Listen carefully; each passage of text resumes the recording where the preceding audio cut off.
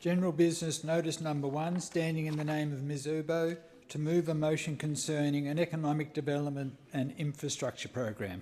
I call the member for Arnhem. Thank you, Madam Speaker. I move that the Assembly acknowledges the outstanding work done by the private sector in developing portfolio projects valued at over $57 billion, spanning critical sectors such as minerals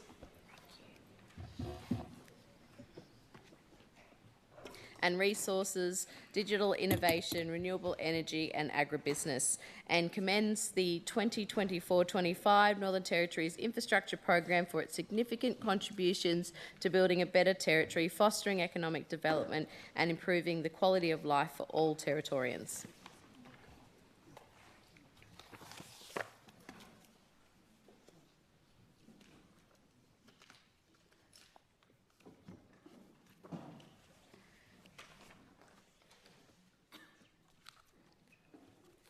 Thank you, Madam Speaker. And before I begin my contribution to this very important motion brought before the House, I just want to welcome my father, Uibo, who has come to the gallery and will be enjoying Parliament, I'm sure. He's one of the regular people who watches the broadcast. It's always great when he's able to come here in person, Madam Speaker. Oh, hear, hear.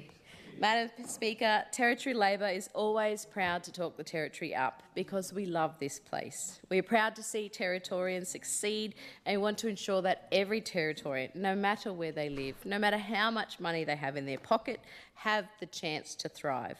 A strong economy and good social policy that lifts people up rather than demonises them can and should go hand in hand with the focus of economic development and growth in the Territory. Madam Speaker, despite facing enormous headwinds, the economic pillars handed over to the CLP government in this term are solid, no matter what they say. The claims to have somehow turned around the economy in just 7 months is nonsensical. In fact, Madam Speaker, the CLP government is benefiting from that solid foundation built under the former Labor government. Madam Speaker, the last Labor government made significant progress in revitalising the Northern Territory's economy, despite inheriting a dire economic situation from the Giles CLP government, which I'll remind all members and those listening, the Chief Minister, Leah Whanokaiara, was part of that team and that tumultuous time, the chaotic 4 years that we never want to see repeated in Territory politics again. Madam Speaker, this included a significant budget deficit and escalating debt levels, even after the CLP government sold off and leased public assets like TIO, the Territory Insurance Office, and the sale of the port, which the Treasurer continues to refuse to acknowledge that the Chief Minister, Leah Whanokaiara, was part of that team, Madam Speaker. The former government acted swiftly when we came to power to manage the situation that they inherited, but faced, of course, some significant challenges. First, the cruel decision to cut $2 billion in GST funding to the Territory by the former coalition federal Liberal government was then a contributor to some very unforeseen challenges that we saw later on in the years, such as the COVID-19 global pandemic and its accompanying global recession, Madam Speaker. And now the ongoing uncertainty of global unrest impacting supply chains, the inflation of costs of materials, and of course the cost of living crisis that Australians are experiencing. Unfortunately, the Northern Territory is not immune to this. Madam Speaker, jurisdictions around the world are facing the same budget challenges as a result, and these are far-reaching external factors, although the CLP government would have you believe it's only in the Northern Territory, and it's only been for the last 8 years, because that's how narrow their focus is. There is no vision around supporting the economy in the Territory. Madam Speaker, to suggest otherwise is either naive by the CLP government or completely misleading. What the new CLP government has inherited, what they won't tell you about or acknowledge, Madam Speaker, other than what they're taking credit for, is the years of hard work and the laying of foundations by the former Labor government to ensure that there are ways out of the downward economy of the Territory, that there are bright spots on the horizons. And I even heard, I think it was just yesterday, Madam Speaker, the CLP quoting some terminology that was used by a former Labor treasurer, such as green shoots. I've heard them use that language already in this place, and I wonder if it'll continue to grow when they start to discover what it is to be a government. Madam Speaker, earlier this month we got the great news that the federal government will hand an extra close to $250 million in GST. But we haven't heard the Treasurer go out and compliment this. We haven't heard the Treasurer talk about what the plans are around this windfall in the GST lottery. We will receive, Madam Speaker, here in the Northern Territory around 4.8% of the GST pool, which is a huge win for the Northern Territory, but you would not even know that, Madam Speaker, if you were part of the general public, because the Treasurer and the CLP government fail to acknowledge this. And it's certainly much better outcome for us now with that GST windfall, Madam Speaker, than it was a few years ago when we saw the federal Liberal government ripping away GST from the Northern Territory, as I mentioned earlier today, Madam Speaker, in a different contribution to the House. At the time, Madam Speaker, the now Treasurer, Bill Yan, welcomed the additional GST from the Albanese Labor government and acknowledged our unique economic and social challenges, Madam Speaker, in celebrating the GST boost. And then a brief display of positivity and collegial partnership obviously got the Treasurer in the bad books with his Liberal political masters, because since then he's gone to ground and went back to criticising and whinging in that horrible CLP way, a hallmark of what we are seeing under the Finocchiaro CLP government. Madam Speaker, it may be part of the professional trauma, professional tantrum that we saw today by the Treasurer, because he's starting to realise the complexity of what it means to govern here in the Northern Territory, and that growing the economy while delivering services isn't simply about speaking buzzwords or glossy media releases. The CLP are still acting like they are in opposition, Madam Speaker.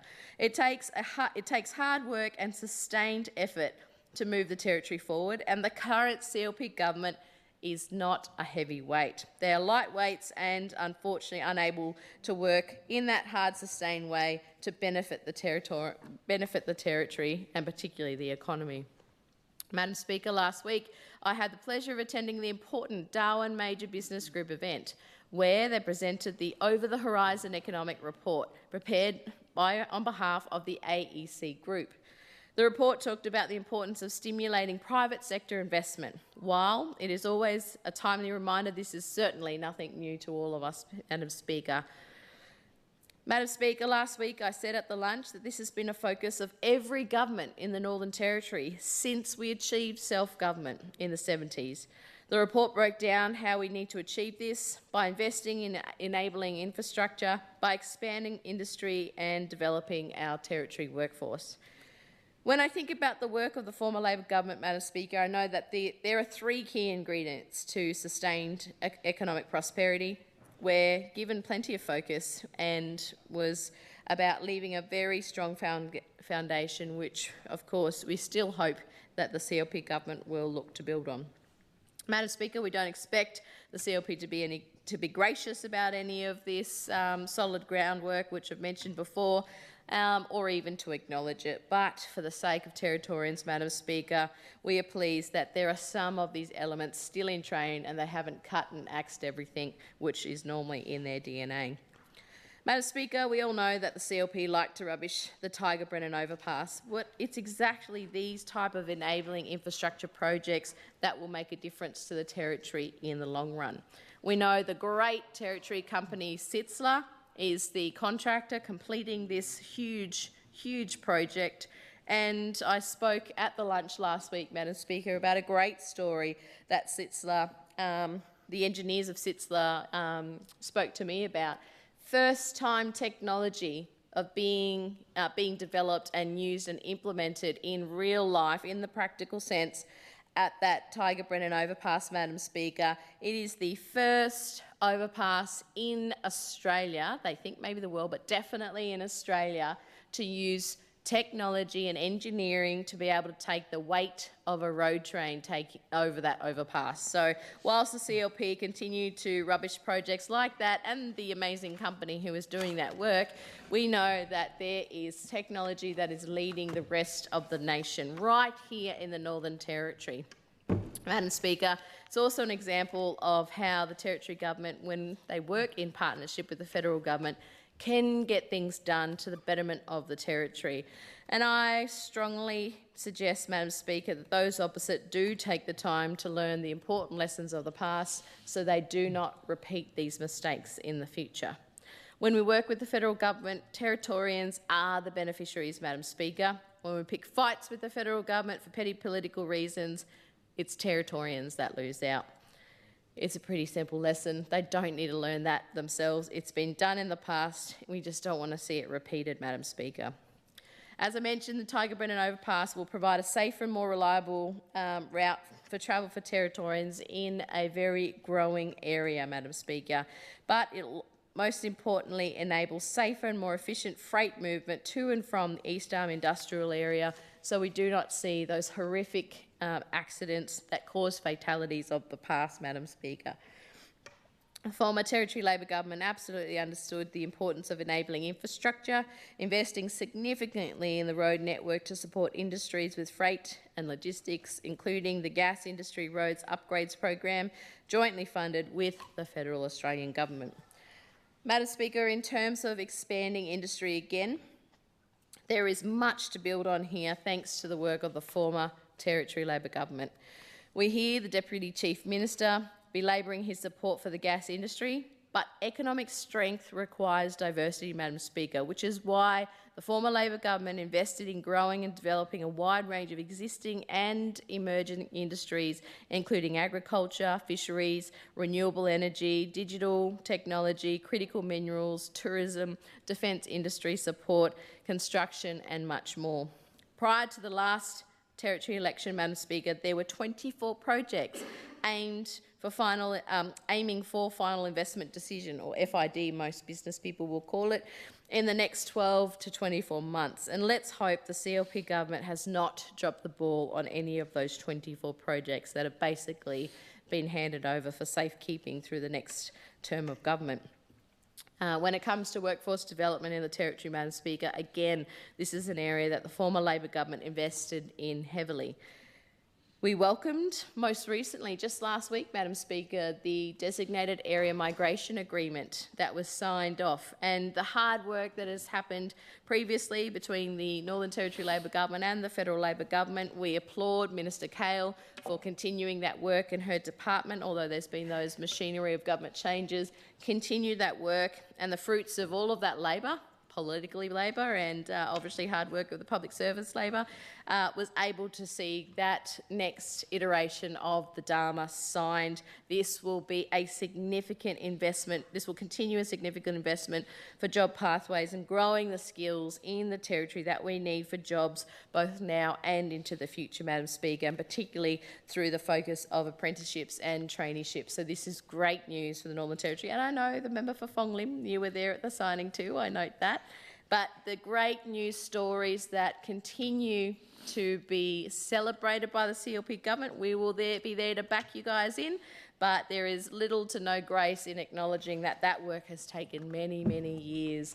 And I met with some industry leaders just at the end of last year, Madam Speaker, and they were quite concerned that there was no movement or traction around the final signing. So it was very much welcomed just last week for this first half of the of the calendar year to have that signed off. So we do continue to support the Dharma, Madam Speaker. Whether it's through specialised programs, full qualifications or upskilling to keep up with technology and those changes and those advancements we're seeing right across the globe, we know in the Territory a skilled workforce to enable businesses and industries to get on with the job is most important. Madam Speaker, in 2023-24, the Territory Government committed over $85 million for vocational education and training and to support those vital programs in the Northern Territory to see Territorians upskilled and into those important jobs.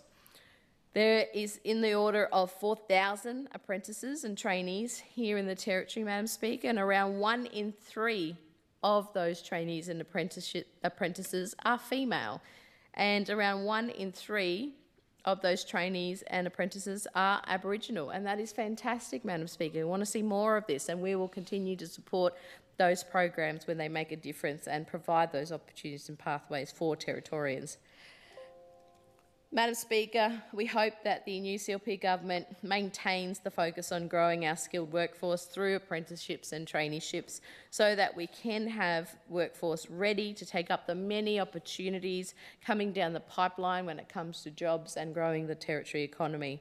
We have so much to offer in terms of ensuring that we have trained and skilled development opportunities for Territorians and those who want to come to the Territory to make their lives and their futures here, and we know that that investment is critical. It's important, Madam Speaker, when we do debate the future of the Territory and the opportunities for growth that we see across the NT, that we do it in an evidence and strength-based way. If we can't talk the place up here in the Territory, then why would we expect people to come to the Territory? Why would we expect people to stay in the Territory if it's always negative? So we will continue to talk the Territory up, Madam Speaker, because we want Territorians to stay, we want new Territorians to come, and we want to see the investment for our future to grow.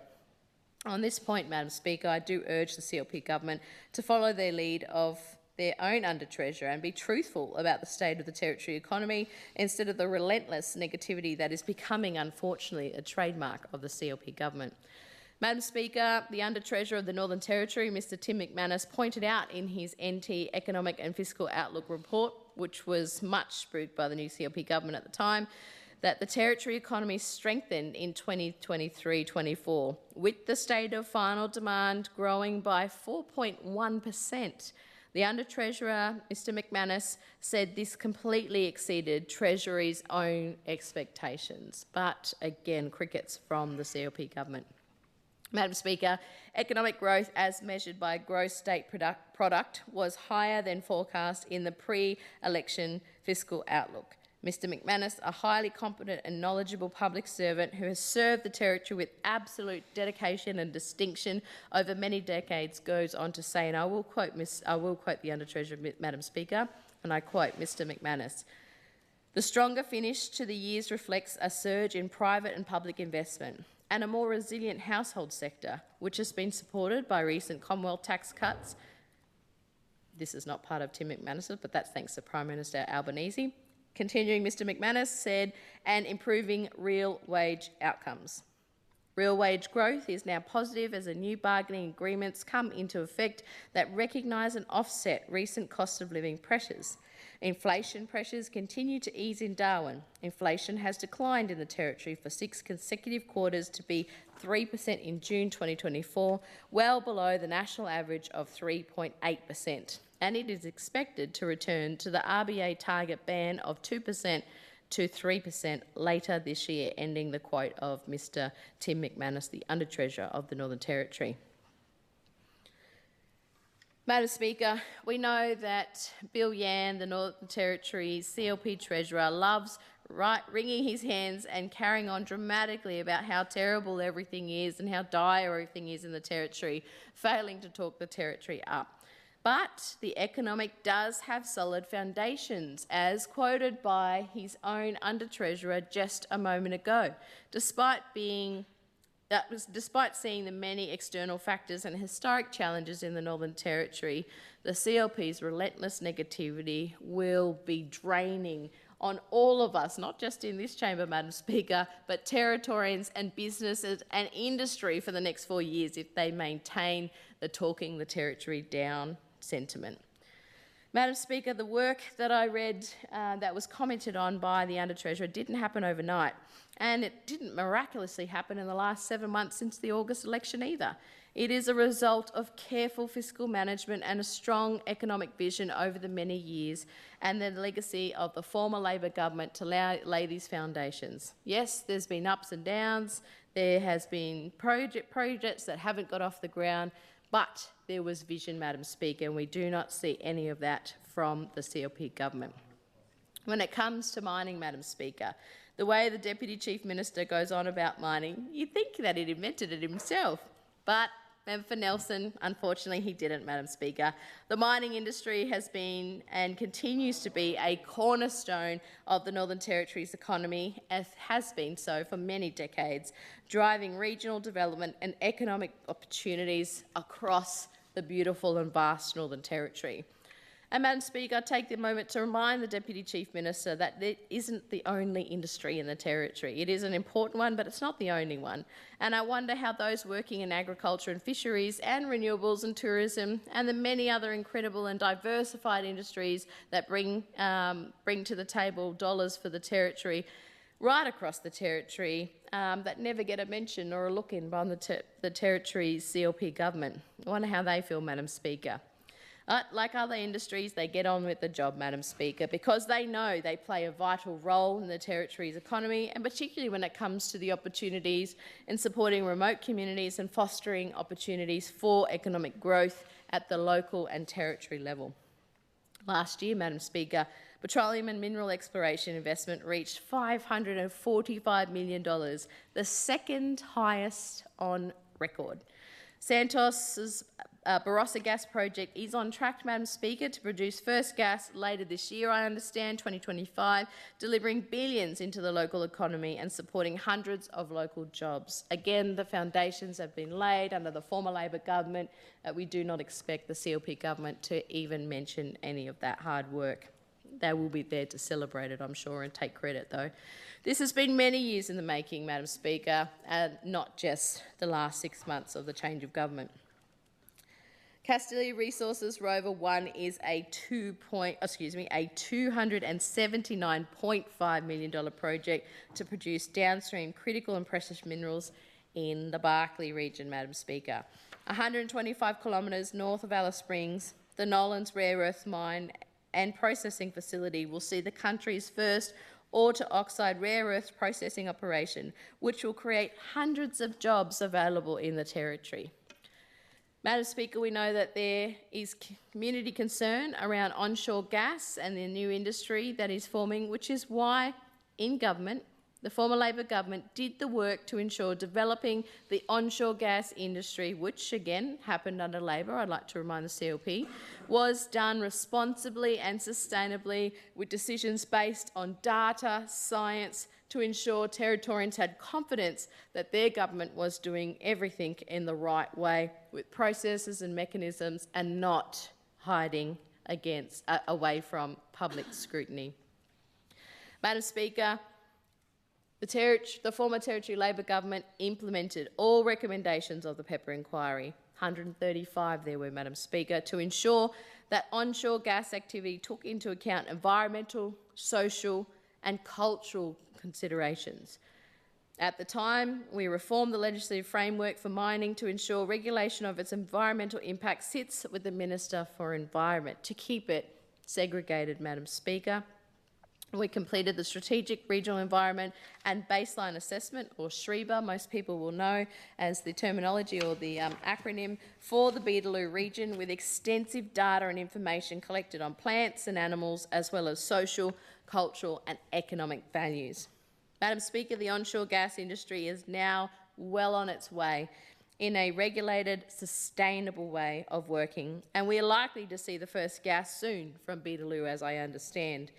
This is an important development for the Territory and the rest of Australia in terms of securing an affordable energy supply until we can complete the transition to renewables. Madam Speaker, as a country, Australia is not in a position to simply switch off gas without significant adverse impacts across the country. And it is an important part of the energy mix in this country, and we are at the forefront here in the Territory of capitalising on that.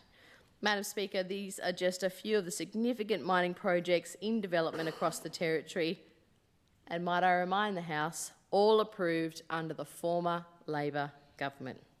Projects of this magnitude, Madam Speaker, come with enormous opportunity for local businesses and Territorians when it comes to jobs.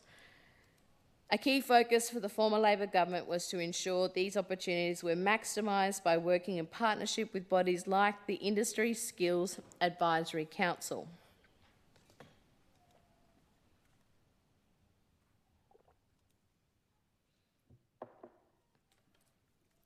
Madam Speaker, not only did Labor back in and progress major projects like Nolan's, we also worked hard to ensure that Territory businesses had the capacity and capability to deliver goods and services on these projects. And we worked hard to ensure as many Territorians as possible had the skills or were training with the skills to be able to take on these jobs and the sectors that were developing in real time.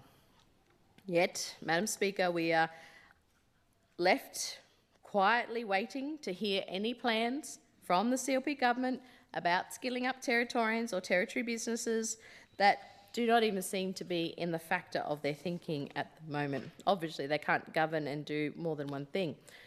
Madam Speaker, our Territory Labor opposition strongly encourages the CLP government to continue to work that was laid out and the solid foundations of the former Labor government to maintain investment in skills and jobs and pathways for Territorians.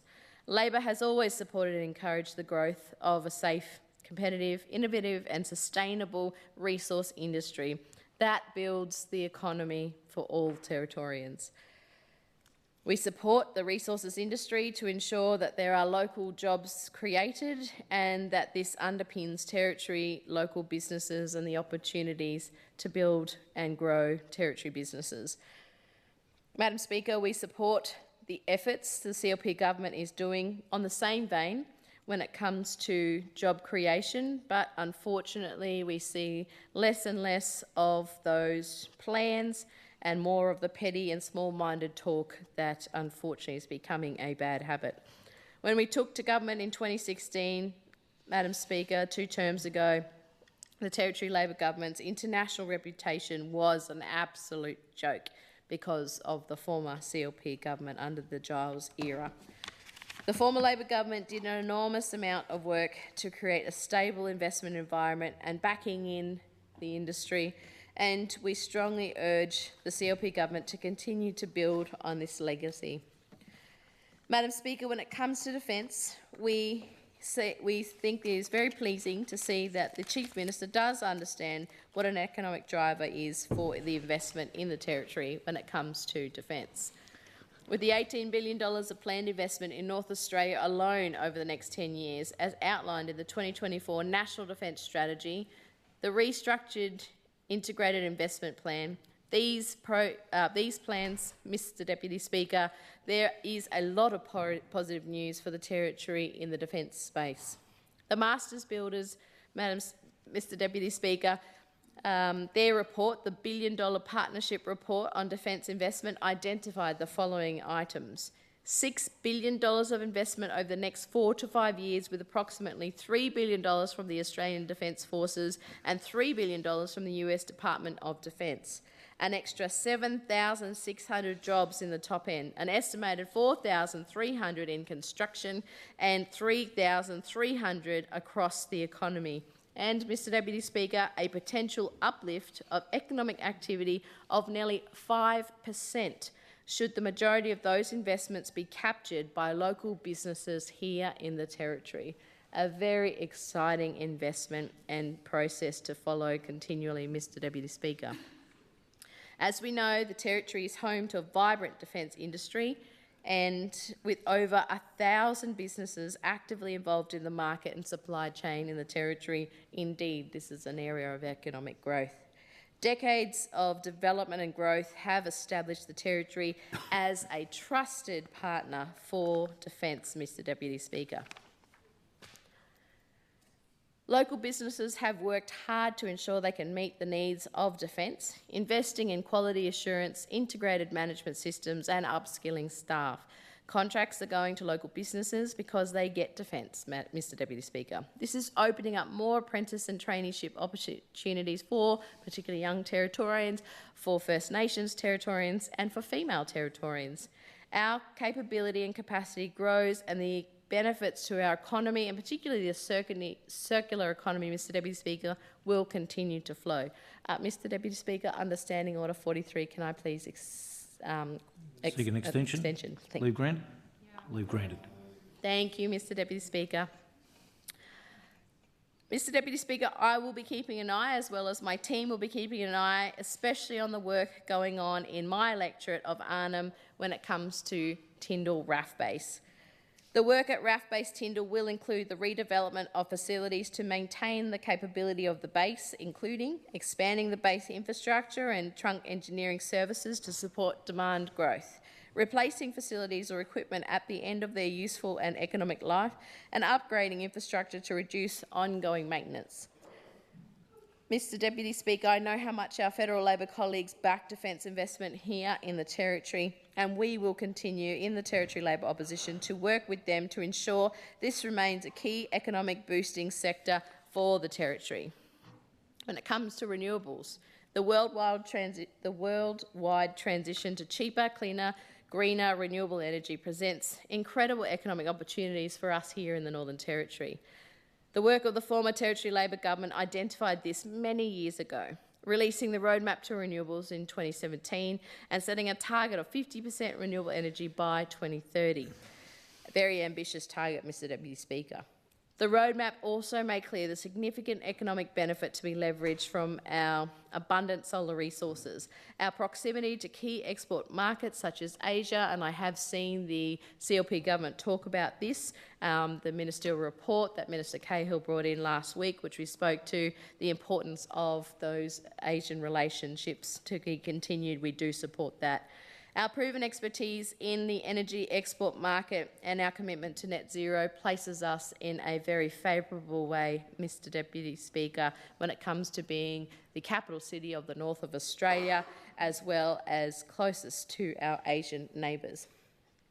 Mr Deputy Speaker, I mentioned Sun Cable in previous contributions in this House, and Sun Cable has signed a non-binding agreement with Singapore's Energy Market Authority. This is huge, Mr Deputy Speaker, for the Northern Territory in particular, and the agreement is to supply 1.75 gigawatts of low-carbon electricity from Australia.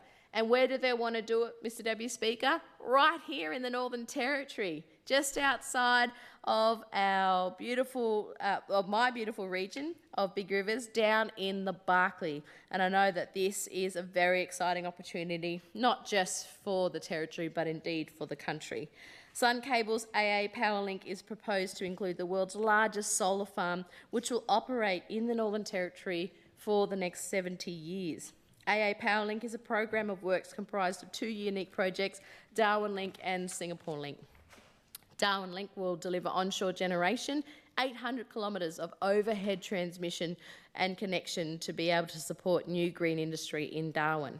Singapore Link seeks to deliver offshore transmission and connection to Singapore via a 4,300 kilometre subsea cable. I believe that will be the longest in the world, Mr Deputy Speaker. I think the only other one that comes close is a 4,000 kilometre one. I think it's up in the European part of the globe. Mr Deputy Speaker, the project of Sun Cable will play an important role in regional trade security through the development of new export industry in renewable electricity. It will enable new industrial development in the Northern Territory with further export potential, including hydrogen and hydrogen derivatives. We know that what we have to look forward to will take a lot of work, Mr Deputy Speaker, and we hope that the future is indeed bright for the Territory when it comes to renewables. Digital innovation, Mr Deputy Speaker, the Territory's Economic Reconstruction Commission report that was commissioned many years ago now noted that the digital age is upon us and strong digital industry located in the Territory underpins the growth potential across the economy. Mr Deputy Speaker, the opportunities for the Northern Territory to transform from a physical gateway to Asia into a digital gateway and service hub for North Australia and Asia is developing rapidly. This is an exciting space. Improving the Territory's digital connectivity with contemporary high-speed, low-latency links to Asia, the United States and the rest of the country is critical to achieving the vision of the Territory as North Australia's most advanced digital economy and Australia's digital gateway to Asia and beyond. When we look at some of those projects, Mr Deputy Speaker, they are subsea projects including Asia Connect Cable System 1 and the Hawaii new subsea cable, a number of terrestrial cable projects, including the Unite Cable System and the Telstra Intersea Fibre Network, as well as data centre projects. And we've already seen a data centre here in our capital city of Darwin, Mr Deputy Speaker. The Northern Territory is very well placed to get the most out of the digital opportunities and challenges that we face now and into the future. And again, a lot of this work over the last 8 years was under the former Labor government and indeed laid that solid foundation. Mr Deputy Speaker, when it comes to agriculture and fisheries, I said earlier, we know the Deputy Chief Minister has a keen eagerness when he wants to be the king of gas, but we also have seemed to have forgotten in those other key portfolios that he holds some of those other critical economic drivers of the Territory, such as agriculture, fisheries, tourism and hospitality. And I note Minister Boothby also holds some of those portfolios. It is clear that we're seeing the CLP only gamble their money on gas, and has completely and utterly sidelined these other extremely important sectors and economic growth drivers in the Territory. We have seen the Deputy Chief Minister completely forget about the importance of diversifying the economy and a strong economy, and I hope that he will be able to get his government back on track with that. The former government, Mr Deputy Speaker, invested strongly in each of these sectors that I've outlined, and this is the sort of investment that the CLP government classifies as wasteful and not important in many of their speeches and answers to questions here in the Parliament. As with health, we've seen no vision, no plan and no clue, quite apparently, about how to support growth in each of these important sectors. And it seems that the CLP is not going to listen to anyone else but themselves, because we know they don't like listening to experts. So, unfortunately, we will see, and it'll be a watch this space. Perhaps we will see the CLP government use the word gas somewhere in the industry title, and then they might get some attention. We strongly encourage those opposite to start putting some of the thought and rhetoric into actual action for our economy, and to support for some, and their open support for some of our other critical job-creating, economic boosting sectors. Mr Deputy Speaker, for any government to succeed in the Territory, there needs to be a clear vision for infrastructure and investment that enables the growth of the Northern Territory economy and our population. Infrastructure investment creates jobs, stimulates economic activity and attracts businesses to every part of the Territory. Investing in infrastructure helps to enable essential services such as healthcare, education and transportation, improving the livability and quality of life for our communities. It is important that the Northern Territory's population growth, infrastructure investment keeps up with the demand, and particularly those big industries that I mentioned. Mr Deputy Speaker, when there was a former Labor government, we had a targeted approach to infrastructure investment. We strategically prioritised projects that advance the Territory's economy and also advance the Territory socially. The former Labor government made decisions with clear objectives in mind, because we know that the right investment can yield many benefits, including increased productivity, competitiveness and resilience. The 2024-25 infrastructure program provided a $4.42 billion commitment to invest across the Territory. The program includes investments to support the delivery of housing, health, education, community safety and other core government services that improve access across the Territory and develop the NT's economy. I note that the CLP government has already started to scrap infrastructure projects, and we haven't even hit the budget, which is incredibly short-sighted and will take years and years to catch up again. It is a concern to hear the rumblings that the CLP government doesn't believe in the public sector and the work that they're doing in investing in the economy. This is deeply concerning sentiment and fails to understand that public investment is crucial for jobs, economic growth, but also instills private sector confidence when it comes to investing in the Territory. The work of the former Labor government put into strategic infrastructure investment, including, good alliteration for you there, Mr Deputy Speaker, prioritising future investment, as well as considered approach that should be continued, we believe, by the CLP government. Throwing away all of that work, Mr Deputy Speaker, would be counterproductive, and deliberately would sabotage the work that is being laid for the best interests for Territorians. Thank you, Mr Deputy Speaker. Thank you, Leader of the Opposition, and birthday greetings for yesterday, and also welcome again to your father up in the gallery. Yeah. Treasurer. Thank you, Mr Deputy Speaker. And Mr Deputy Speaker, I rise to speak to the motion brought by the opposition.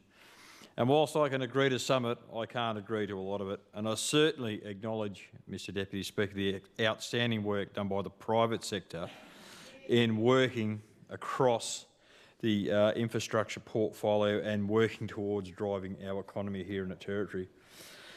But, Mr Deputy Speaker, this motion is an opportunity to highlight some of the absolutely manifest failures of the previous Labor government when it comes to infrastructure and our economy. And I listened I was quite incredulous listening to some of the points that the Leader of the Opposition made around the successes of the former Labor government in the economy and in infrastructure. And it's pretty easy to highlight the issues around the economy, Mr Deputy Speaker. There's about 11.5 billion reasons why there are issues with Labor's management of the economy. And I note the opposition leader spoke specifically of the debt when they came into government. If my memory serves me correct, it was around about $1.8 billion, Mr Deputy Speaker, and in just 8 short years that has increased to $11 billion, 1.8 or 1.6 billion of that being put 1.6 million of that debt being put on just in the last 18 months. It's absolutely disgusting, Mr Deputy Speaker. And for all those $1 billion in debt, what does it show and what do the NT people have for that? It's an absolute tragedy. The previous Labor government failed Territorians. Labor's infrastructure program is a chaotic mess of unfunded promises and budget blowouts. And I've mentioned it a few times in this chamber over the last few days, Mr Deputy Speaker. The program for 24-25 for their capital works was $5.086 billion. And the spend was in excess of $1.288 billion. And what did they program for the next year? Now, if you're spending that much money on your infrastructure program, Mr Deputy Speaker, in this financial year, you'd think you would actually put some cash into the next financial year to be able to deliver on your infrastructure program into the outer years. Well, I've said it and I'll say it again, Mr Deputy Speaker. What did they budget? $313 million. A $900 million shortfall to deliver on that infrastructure project. Labor were more interested in making announcements, announcing the next big shiny thing that they were going to do, but they were not putting any cash towards that program, Mr Deputy Speaker. And what programs they did put forward, of course, then suffered huge cost blowouts. And those huge cost blowouts then affected the ability to deliver that program into the future. But even into the outer years, Mr Deputy Speaker, in the outer years, they actually hadn't programmed any cash against their infrastructure program. And why did they do this, Mr Deputy Speaker? Because what they wanted to do was make sure that they didn't show a breach of the debt ceiling that they put in leading into last year's election.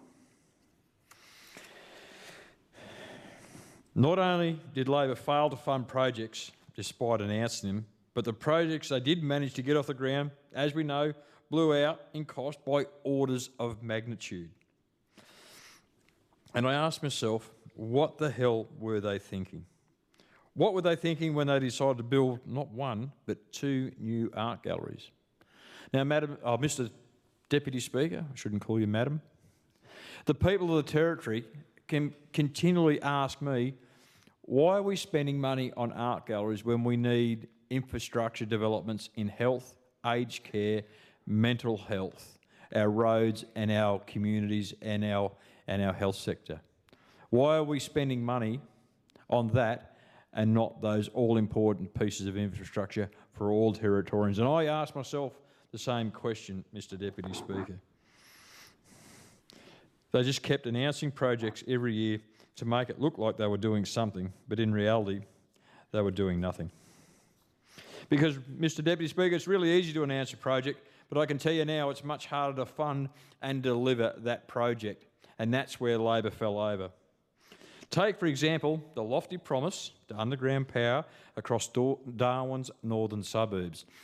Now, I note the Leader of the Opposition has got a motion on the notice paper, and I want to set the record straight because I've said it a few times now, but it might be that the ears of the opposition are actually painted on because they are not actually listening. They put up $60 million to underground the power in the northern suburbs. They say that we went to the election knowing that we were going to remove that. Well, I can tell you now, Mr Deputy Speaker, that is not correct. After we got into government and I became the Treasurer and the shareholding minister for the government-owned corporations, Power and Water actually came to me and said that $60 million to deliver underground power in northern suburbs is a farce. We can't do it. We need to stop it. We just cannot do that. This is the third time I've said it in this chamber, so I hope they're listening today.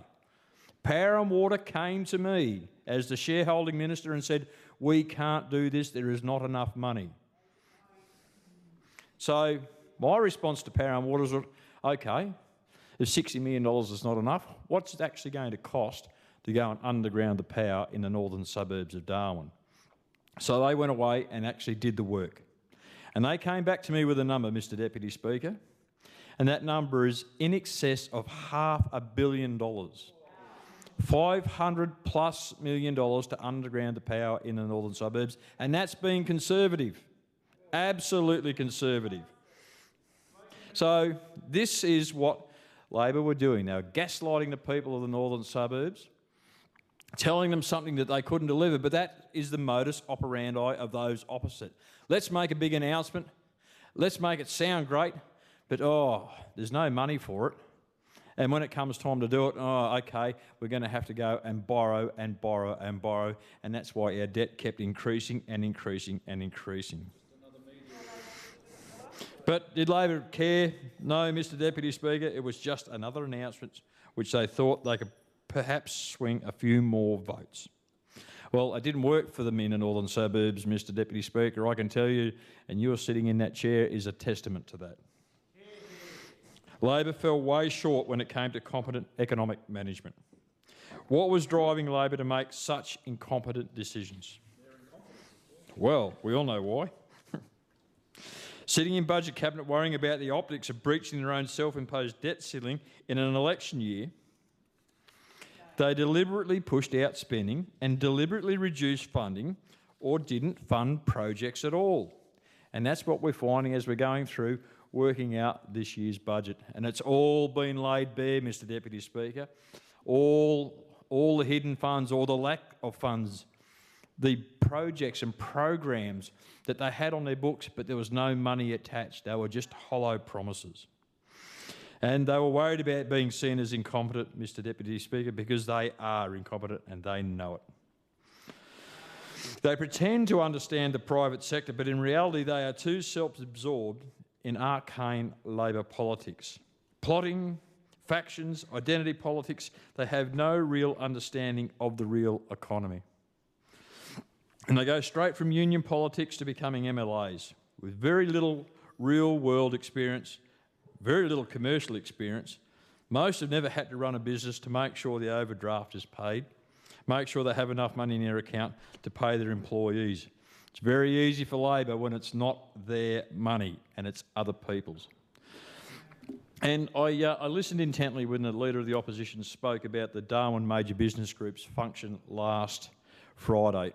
And what was very pleasing from that is that AEC clearly highlighted the issues facing the Northern Territory, but they also highlighted the way out. And the glad thing about the way out, it aligns with our policy positions that we've put forward in our budget for rebuilding the economy. That's the strategy on a page, Mr Deputy Speaker. So AEC's priorities align with our priorities. So it's great to see that the government and the private sector have the same ideas and are working towards the same goals to pull our economy out of the hole that it's in. And Mr Deputy Speaker, I have the AEC's report here, over the horizon opportunities, and I seek leave to table this document. Leave granted. Leave's granted. Thank you, Mr Deputy Speaker. And this is a great document because it shows what we can do. And what I'll do is I'll summarise quite a bit of that document so people have got a little bit of an idea on what it's about. And the first thing that they speak about is private sector investment. And private capital investment is the most critical component of growth, historically contributing to over 75% of total investment. Growth periods align with strong private sector confidence and investment levels. A decline in private sector investment has contributed to the slower economic growth in recent years. And this, Mr Deputy Speaker, is specifically highlighted in this document, because what we can see in around about 2021-2022, public sector spending increased. And then what happened, Mr Deputy Speaker, is that private sector investment decreased. So the private sector were utilising funds released by government to make their money rather than investing their own capital to do so. And that was something that this report and the Double Major Business Group highlighted as an issue for our economic development. Major projects was another one. So whilst major infrastructure and resource projects provide short-term boosts, they are not sufficient alone to reach long-term growth targets of 5% annually. These projects can only act as catalysts enabling small and medium enterprise growth. We need growth-focused policy and regulatory certainty, and that's what we're delivering, Mr Deputy Speaker. Policies that reduce red tape, provide fast-track approvals and offer clear incentives are necessary to build investor confidence and reduce delays. Regulatory clarity is especially crucial for attracting private sector involvement. And it's only in the last few weeks and months, Mr Deputy Speaker, that we're providing that certainty and that security for private investment. We've passed the Territory Coordinator Bill, and that is now a reality. The Territory Coordinator has the ability now to drive investment in major projects across the Territory. We removed third-party merits review just last night to provide that additional certainty to the sector, that once a decision is made, the decision is made. There's further legislation coming to this House that will provide, again, that certainty to the private sector. We've done work to reduce payroll tax relief for small to medium businesses by raising that from $1.5 to $2.5 million. We're working to support the private sector, Mr Deputy Speaker. The Fast Track Approvals Task Force is doing a body of work currently to make sure that we provide the right regulatory environment for businesses to invest and grow with the least amount of red, green and beige tape. We need to clean that up, Mr Deputy Speaker, because until we do, businesses won't have that ability to move quickly and be agile in their investment and how they develop in the Territory. We need to invest in enabling infrastructure, and sadly we didn't see that assistance from the federal government last night in their budget. We need investment in roads, energy, water and digital connectivity, and they are foundational to unlocking regional growth and industry expansion. We need to unlock our infrastructure corridors. We need to unlock our infrastructure hubs, and we need to do the work to develop middle arm.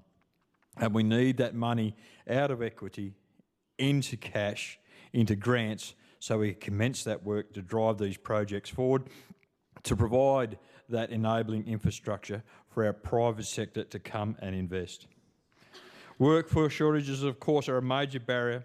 We need to expand training, relocation incentives and vocational pathways, especially for Indigenous Australians and regional populations, and this is a key for our economic growth. And we're doing that work, Mr Deputy Speaker.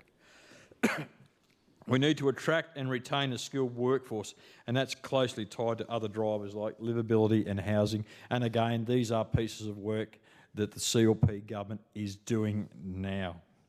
We're working on our social order issues. We've put in place our home grants, the best in the country, to get people to come to the Territory, to get people and families to set down roots here, and it's to increase our population and increase our economic growth. We need to leverage off our strategic geographic location. And of course, the work being done by the Department of Trade and Asian Relations is key, because the NT's proximity to Southeast Asia is absolutely underutilised. We need to strengthen our export capacity, our trade partnerships and regional logistics hubs like the Port of Darwin, and this will elevate our growth. Defence and government sector opportunities, of course, are again key. And as a strategic military hub, defence infrastructure and employment offer additional opportunities for investment and supply chain development. And this is key to our infrastructure development longer term, Mr Deputy Speaker. And of course, we can't achieve all these things without reducing crime and enhancing safety for the people of the Northern Territory and the people we want to bring and attract to come and live in our communities right across the Northern Territory. All these drives are interconnected and collectively represent a growth mandate aimed at reducing dependency on the boom and bust cycles and building a sustainable economic future, of course, for all Territorians. So that is a summary of the report that I've just tabled from the Darwin Major Business Group. And all the things in that report, Mr Deputy Speaker, align with what the CLP is doing. And I said I listened to the Leader of the Opposition, and she was trying to make reference to that and what Labor had done in that space over the last 8 years, and I just didn't quite get the numbers, Mr Deputy Speaker. They just didn't add up. Labor were doing everything but what this report says, and they clearly highlight the issues that commenced 8 years ago. And when we look at our infrastructure issues, these all started in the last 4 years. Our infrastructure program always sat around that 1.4 to 1.5 billion over the past 10 years, and it was in the last 3 to 4 that we've seen a huge increase. And with that, we've seen that increase in debt. In around about that 2021 period, Mr Deputy Speaker, off the back of COVID, we knew there had to be some investment from the government into the private and public sector. But Labor took this as a green light to go crazy. So the total infrastructure payments used to sit around, around about that 1.5 billion. And of course, in that period from 2021, they increased by over $1.2 billion up to over 2, and they're projected to go up as high as possibly 2.7. And Mr Deputy Speaker, there's no cash to deliver that. So it's all great to announce all these programs. We've got all these wonderful things that we want to do, and they're going to cost billions and billions of dollars, Mr Deputy Speaker, but there was no cash to deliver them. And when they did deliver the projects, Mr Deputy Speaker, the costs blew out. Let's look at Tiger Brennan, 100 million. The art gallery in Alice Springs at Chiaga, we knew that they wanted to spend over $300 million on that, but they only actually had a budget of 150 to 160. The gallery just next door to our building, that's increased by over $70 million. There was just a lack of concern and a lack of oversight from the previous government onto these projects. It was just great. Let's just announce them. Let's announce all these things, but actually then not have any specific oversight over them. Let them blow out, and of course then the cash available to deliver the projects decreases because you're dealing with the blowouts. And we're going to continue to deal with the blowouts because we've inherited all these legacy issues from the previous government. And it's going to take us a long time, Mr Deputy Speaker, to pull that back into line and to get some semblance of control over what the infrastructure program looks like. It's gross negligence, Mr Deputy Speaker, and we're left here to pick up the mess. The lack of oversight and a lack of strategic direction and abrogation of the responsibilities over an infrastructure program that was not funded properly, an infrastructure program that was actually inflationary, an infrastructure department overloaded with competing priorities, and that's half the problem that we see, Mr Deputy Speaker. It's all great to make these announcements, but they put the department under immense pressure. And rather than delivering 100 projects well, they're stuck trying to deliver 1,000 projects, and unfortunately they can't have oversight over all of those, and then we start to see problems. We had an infrastructure department pulled in all different directions. The infrastructure department was given no clear leadership, and an infrastructure department given no specific direction. They were just allowed to continue on with no specific direction and no governance from government that I can see. A department left to their own devices to determine how to implement an impossible government agenda. Said the government grasped at everything new that was coming out and it kept announcing new projects, as I've said, Mr Deputy Speaker, and of course just overloaded that department, and again without the cash behind it to deliver on that program. And that's where we're at, Mr Deputy Speaker, and that is the mess that we have to clean up. And Mr Deputy Speaker, our civil and construction industry knows the truth about Labor. They were not listened to. Not a day goes by that they don't receive complaints about the previous government and the way that they made it so difficult to do business. And I've said it 100 times and I will say it again. If you don't want somebody to do something, you make it difficult to do, and that's what the previous Labor government did with the bureaucratic processes that they put in place in those last 8 years. It's also about the way they did it with procurement, about the way they did it in tendering, and a lack of certainty of what's real and what was just an announcement. The competing priorities for the Department of Logistics and Infrastructure, Mr Deputy Speaker, were absolutely atrocious. The government, all they did was make announcement after announcement after announcement and overloaded that department to the point where they just didn't know where to go next. And the complete lack of appreciation, of course, on how the private sector actually works. The simple things. When the department is overloaded, overworked because of an infrastructure program that was simply unrealistic, sometimes just the simple things about paying the bills to our contractors becomes difficult. And that means a lot to the private sector, Mr Deputy Speaker. Just those simple things, paying those bills on time so those small businesses can continue, because we know that small business is the heart of our economy here in the Territory. We have contractors carrying accounts receivable in hundreds of thousands of dollars, Mr Deputy Speaker, and it's disgraceful, but under Labor, this is what happened. And that what puts undue stress on our private sector investors. And what does Labor do here? Well, I've heard it just this afternoon, Mr Deputy Speaker. They're sitting there patting themselves on the back. They're congratulating themselves for the mess that they put us in. They have learnt nothing, Mr Deputy Speaker. It's just pure delusion on their part about the infrastructure program that they put forward. And the fact that they did this, knowing that they weren't funding it correctly into the future, is just absolutely shameful and disgusting, Mr Deputy Speaker. It doesn't provide certainty to the industry, it doesn't provide certainty to the contractors, because what we see is the department trying to put out tenders, but all of a sudden there's no cash to do these things. And then, of course, projects stretch out and costs increase, and that further adds to the difficulty of blowouts within the sector. So I can't support the motion brought forward by the Leader of the Opposition. I certainly, Mr Deputy Speaker, support our private sector, because it is our private sector that is going to drive the economic development of the Territory.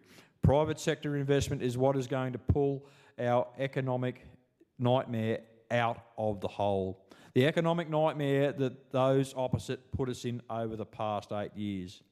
Increasing debt by over $1 billion a year since they came into government in 2016. $1.2 billion a year, Mr Deputy Speaker. They are absolutely horrendous numbers. And we're left again, as I've said, trying to pick up those pieces.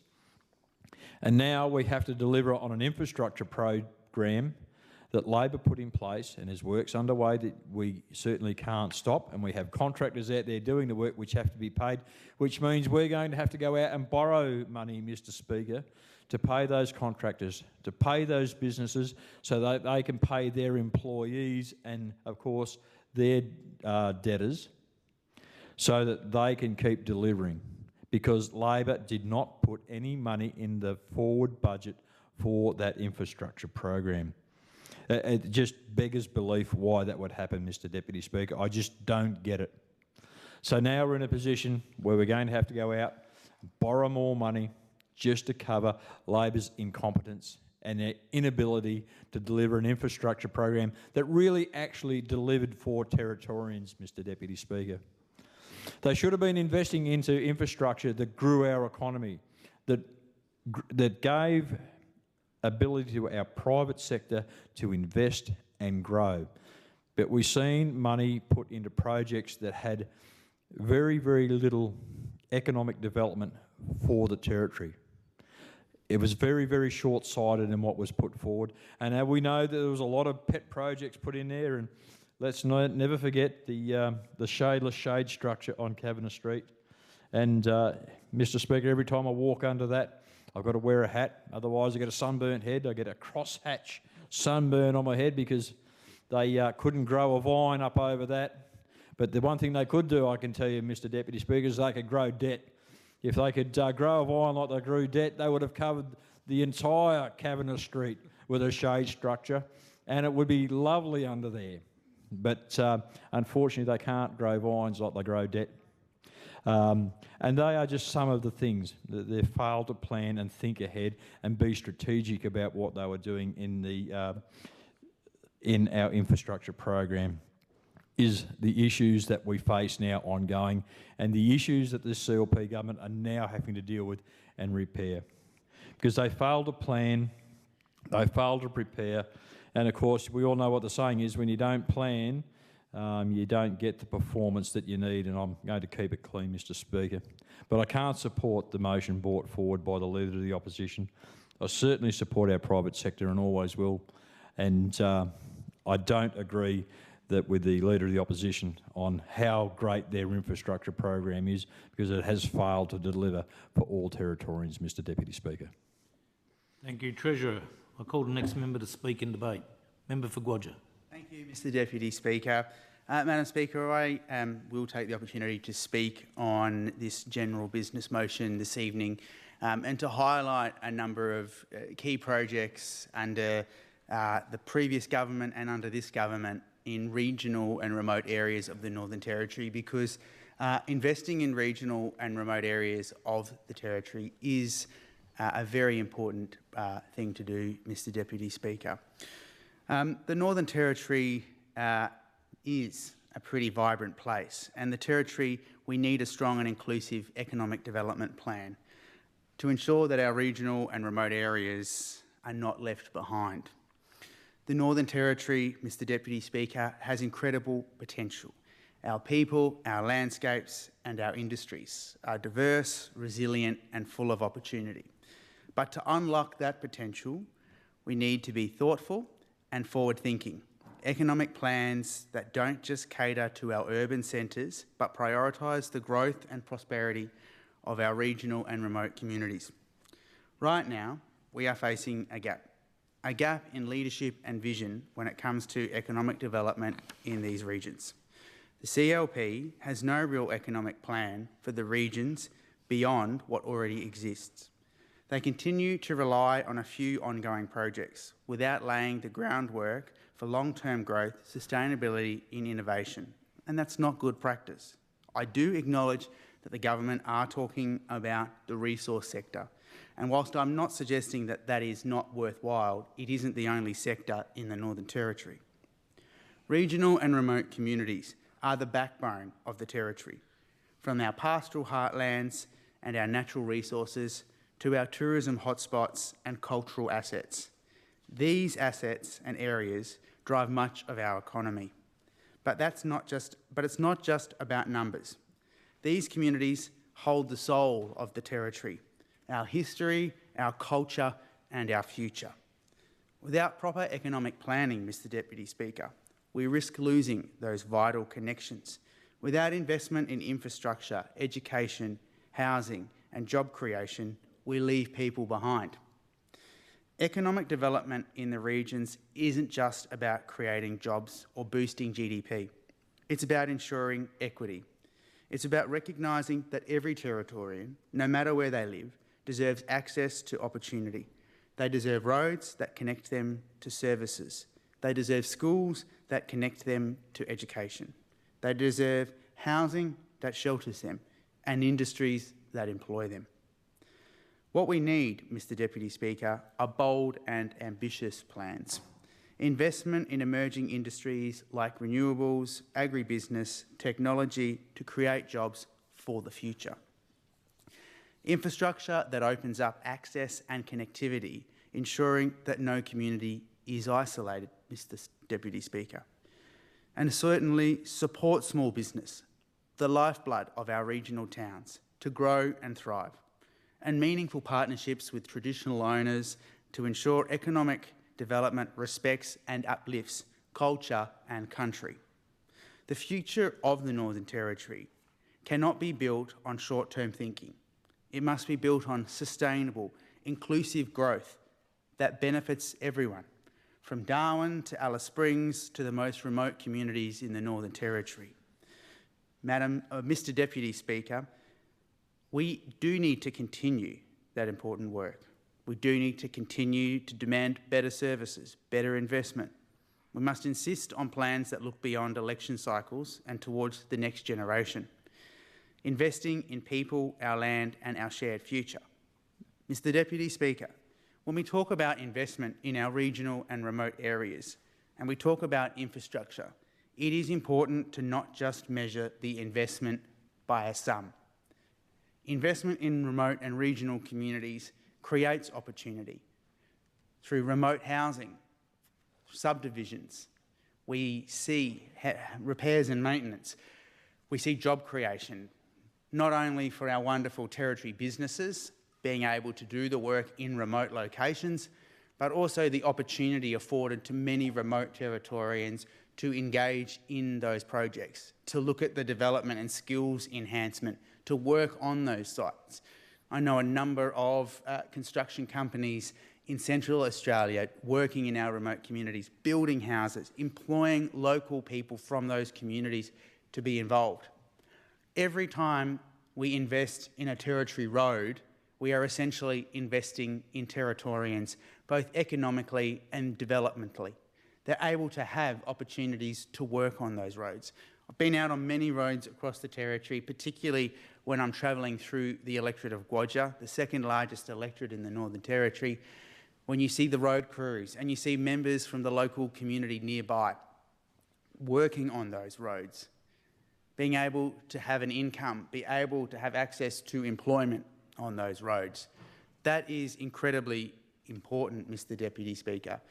When we talk about the important work that is being done at a Commonwealth level with the work that Minister McCarthy, the Senator for the Northern Territory, who spends a lot of time in the Territory, reforming the CDP, the Community Development Program, creating real jobs, real employment and real conditions so that Aboriginal Territorians can engage, can have the opportunity to have a meaningful job in a remote community that gives them a real wage, gives them a real purpose of a job, and gives them the employment entitlements and conditions that they deserve just as every other Territorian deserves. This is important work that we are seeing rolling out across the Northern Territory. This, in some way, shape or form, is continuing to grow economic opportunities in regional and remote areas. Investing in and continuing to support the strategic tourism, Indigenous tourism grants and opportunities, another really important way that governments can continue to invest. I've been out when I was a Cabinet Minister, Mr Deputy Speaker, visiting and having experienced Indigenous tourism operators after they've received those important grants to upgrade critical infrastructure, put in the plans, the policies, the practices, to employ their fellow countrymen to be able to offer those tourism opportunities, whether it's working with one of the wonderful local operators at Nitmaluk National Park, whether it's seeing Aboriginal people engage in ranger programs across the territory, joint management like parks at Uluru, Katajuda. Important.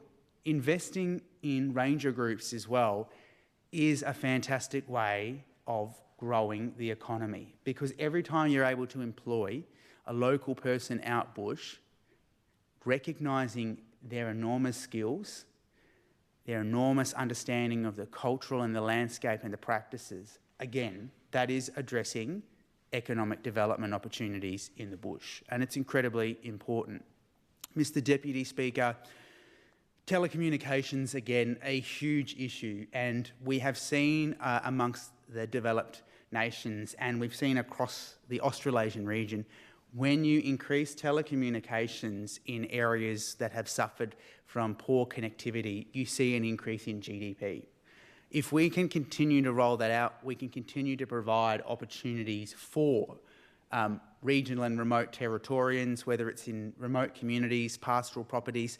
They're able to then upgrade their technology to help them get products to market. We've seen amazing work in the pastoral sector where, when communications enhanced, they're able to look at amazing telecommunications to access innovative technology around bore maintenance, around movement of cattle, around watering cattle through the appropriate trough systems, measuring cattle, understanding the weights.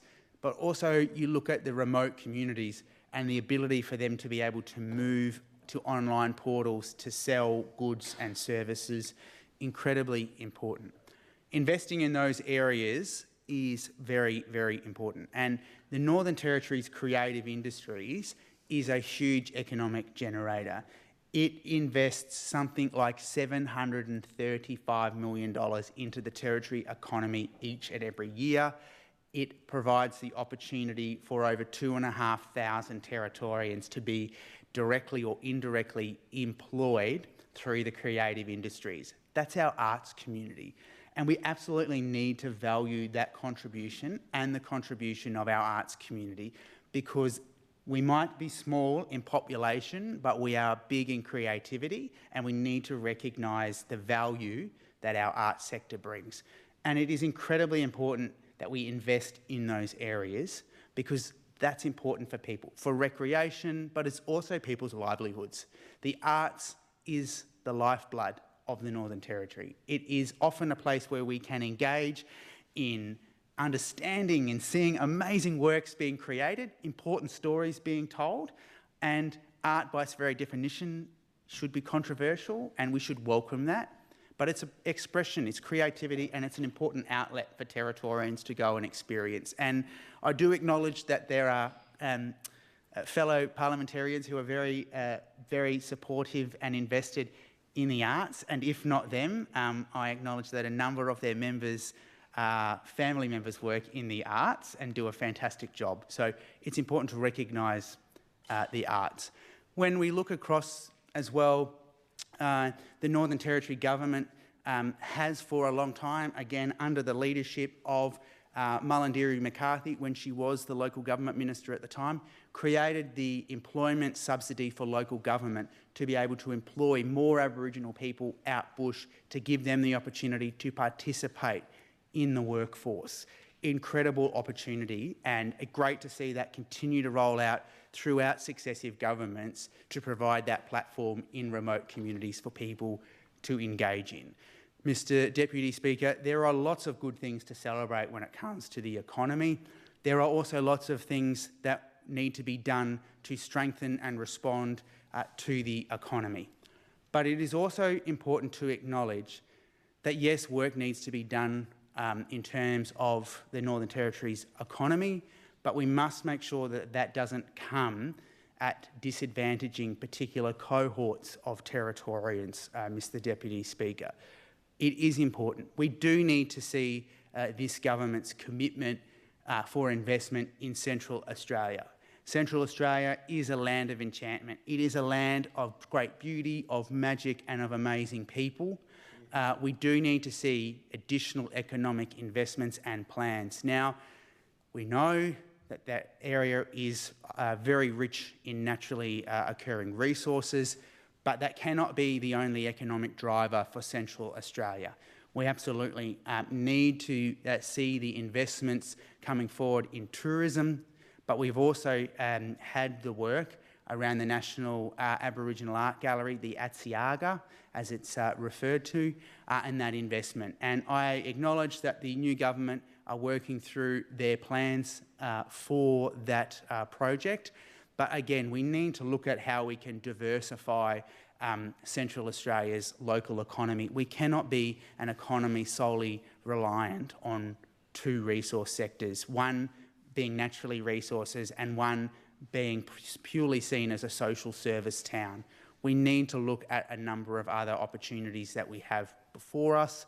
They are investments in education, they are investments in renewables.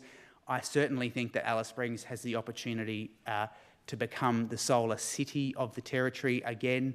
We have enormous abundance of sun in the Territory. We've got amazing institutions and research centres in Alice Springs. It'd be great to see ongoing investment into those areas as well, to grow the economy, but to look at those innovative ways of doing things differently. I think this is, of course, important. Of course, we are working towards the Territory budget. The Treasurer has highlighted the work that's being done by this government in relation to the budget.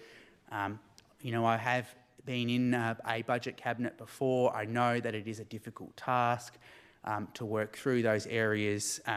But, you know, I just emphasise any investment in a remote community can be measured in so many other ways than just a dollar value. It is measurable in the wellness of people in those remote communities. It is measured in the opportunities and the pathways that are created for people in remote communities. And that's the type of investment that we need to be measuring. Is, yes, I understand that there is always the importance to look at the return on investment, the economic generation, but it is equally important to look at the measures of wellness and of opportunity. It's also important to look at the return on investment, and I don't often, pick a member of the government and say that they were right, but I am going to pick tonight the member for Fong Lim, who did talk about the investment of when you spend $1 in the arts, you get a substantial return on investment. So it would be great to recognise that, and hopefully the Treasurer can factor that in, that any money that goes into the arts, the return on investment is enormous. Any investment in the arts is incredible, but those major events as well.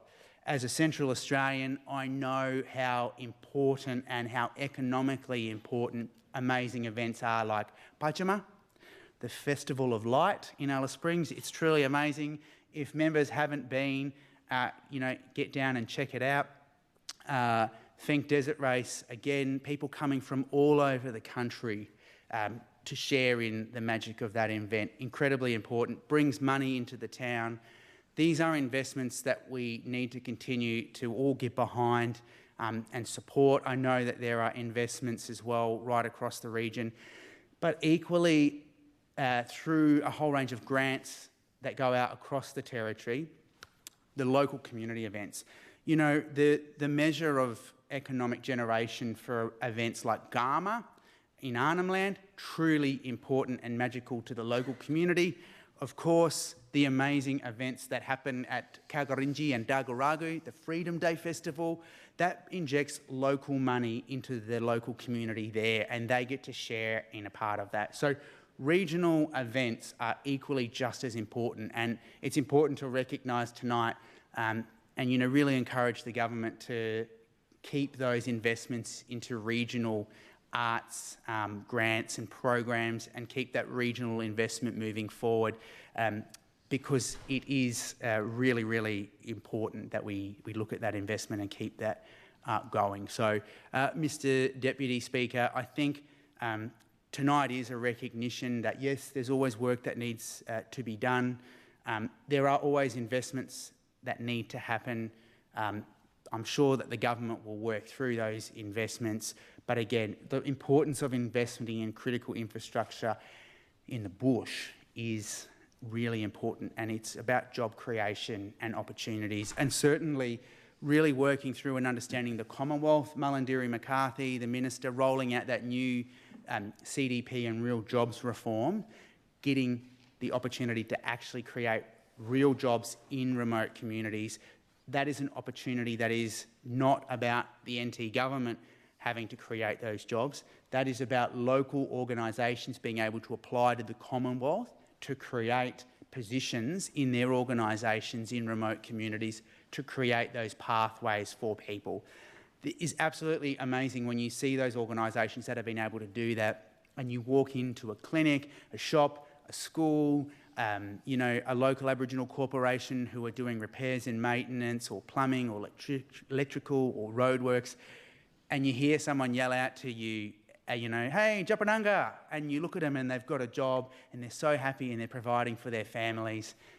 That is a measure that we should all be working to achieve. Yes, sometimes you have to invest early on, but you will reap the benefit in the long run as long as you stick to it and keep those investments going. So, you know, good opportunity to talk tonight about the Territory's economy. Certainly there is always going to be work to be done. It is challenging.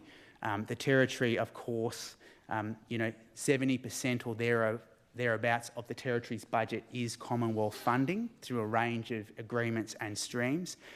So anything to look at self-generated revenue is important, but it shouldn't come at the cost of the environment, or it shouldn't come at the cost of regional or remote areas not receiving an important project or benefit. So, Member for Daly. Point of order, just Standing Order 1. I'd just like your guidance on the ruling for an extension of time. I know everyone's really enjoying the member for Gwodja's speech and would like to listen further. Allowed if they're granted. Leave granted. Leave is granted. Thank you, Mr Speaker. I was wrapping up in my 43 seconds. Now I feel like I need to talk. Not necessarily. But I won't. I won't. Look, again, it's just important. I know that there are a number of remote communities where there is an investment going on. There's been partnerships in the past. I'd need to encourage the Telecommunications Minister, I can't remember who that is, but there was a program previously with the government and the federal government and Telstra around investments, because we've still got a few communities that we need to turn on to telecommunications. So important for safety, but also important for them to be able to participate in the economy, you know, to sell goods through arts, but also, you know, everyone does love to do a little bit of online shopping, but of course we should be supporting local business, so we should continue to do that. You can buy a lot of goods over the internet through supporting local business. That is important. But also sports carnivals is particularly important. Those small events where we can help remote communities have footy events or softball events or carnivals, they bring in money to those remote communities as well. They help the shops, they help the art centres, they help all of those practices. So again, really important. Indigenous rangers, great investment, creating real jobs. I know that there's a whole number of those being rolled out across the Territory. Again, remote housing is really important. It's great to see that continuing investment. It's great to see that that was a commitment that was bipartisan around that ongoing investment into the Territory. Of course, any opportunity to grow the workforce in those communities is good. Meaningful is just one thing that I've just thought of because I've had this extension of time, is around training and providing important training opportunities for remote Aboriginal Territorians is important, but it's got to be meaningful. Mr Deputy Speaker, my family live in remote communities. I'm a proud Aboriginal person. The disappointing thing that I have seen over many, many years And I'm not going to blame anyone politically, because I think that we've all got something to answer for in this sense, is so many of my family have enough certificates to wallpaper their entire houses of qualifications, but they haven't actually been awarded the opportunity to engage in meaningful employment, or they haven't had the opportunity to engage in meaningful training and practice of that training. So I think there's a lot of work there. I'm very much appreciative of the commitment through Charles Darwin University, the Territory's uni, which does a fantastic job, and I'm very excited around the projects that they are rolling out with the vet training around building, carpentry, electrical, job readiness. I think that's incredibly important. That helps a long way in seeing that investment. So, you know, again, lots of things, different conversations tonight happening from everyone. In my final remarks, I know I've said that a few times, but I think it would be remiss of me not to acknowledge that Tourism Central Australia have an amazing campaign running at the moment. Love letters to Mbantua, to Alice Springs, to really talk about and celebrate the actual beauty of that place. Whether it is the landscape, the beauty of the landscape, the beauty of the culture, or the beauty of the people, really allowing us to showcase that, yep, Alice Springs has had a bad rap over a number of years, and I acknowledge the member for Fanny Bay is born in Alice Springs, grew up in Alice Springs, so, you know, very proud of Alice Springs as well. As a parliament, there's so much to celebrate when it comes to Alice Springs. It's a beautiful place, it's a land of magic, and if we can continue to support our tourism operators, showcase and sell the magic of that place, then every Australian will have the opportunity to see how wonderful my home is. And there's a great opportunity there, I've said to the Minister for Tourism, for educational tourism. Every Australian should come to Alice Springs to see the magic of language, of law, of culture being spoken and practiced every single day on the street. You can walk down the main street of Alice Springs and you can literally hear ancient languages from like 20 different Aboriginal nations. It is so remarkable and so beautiful that we still can celebrate the connection of language, law and culture in our beautiful town, and that is a tourism experience that is invaluable. All our tourism operators, you know, keep up the great work. To our Aboriginal tourism operators and our businesses, keep up the great work.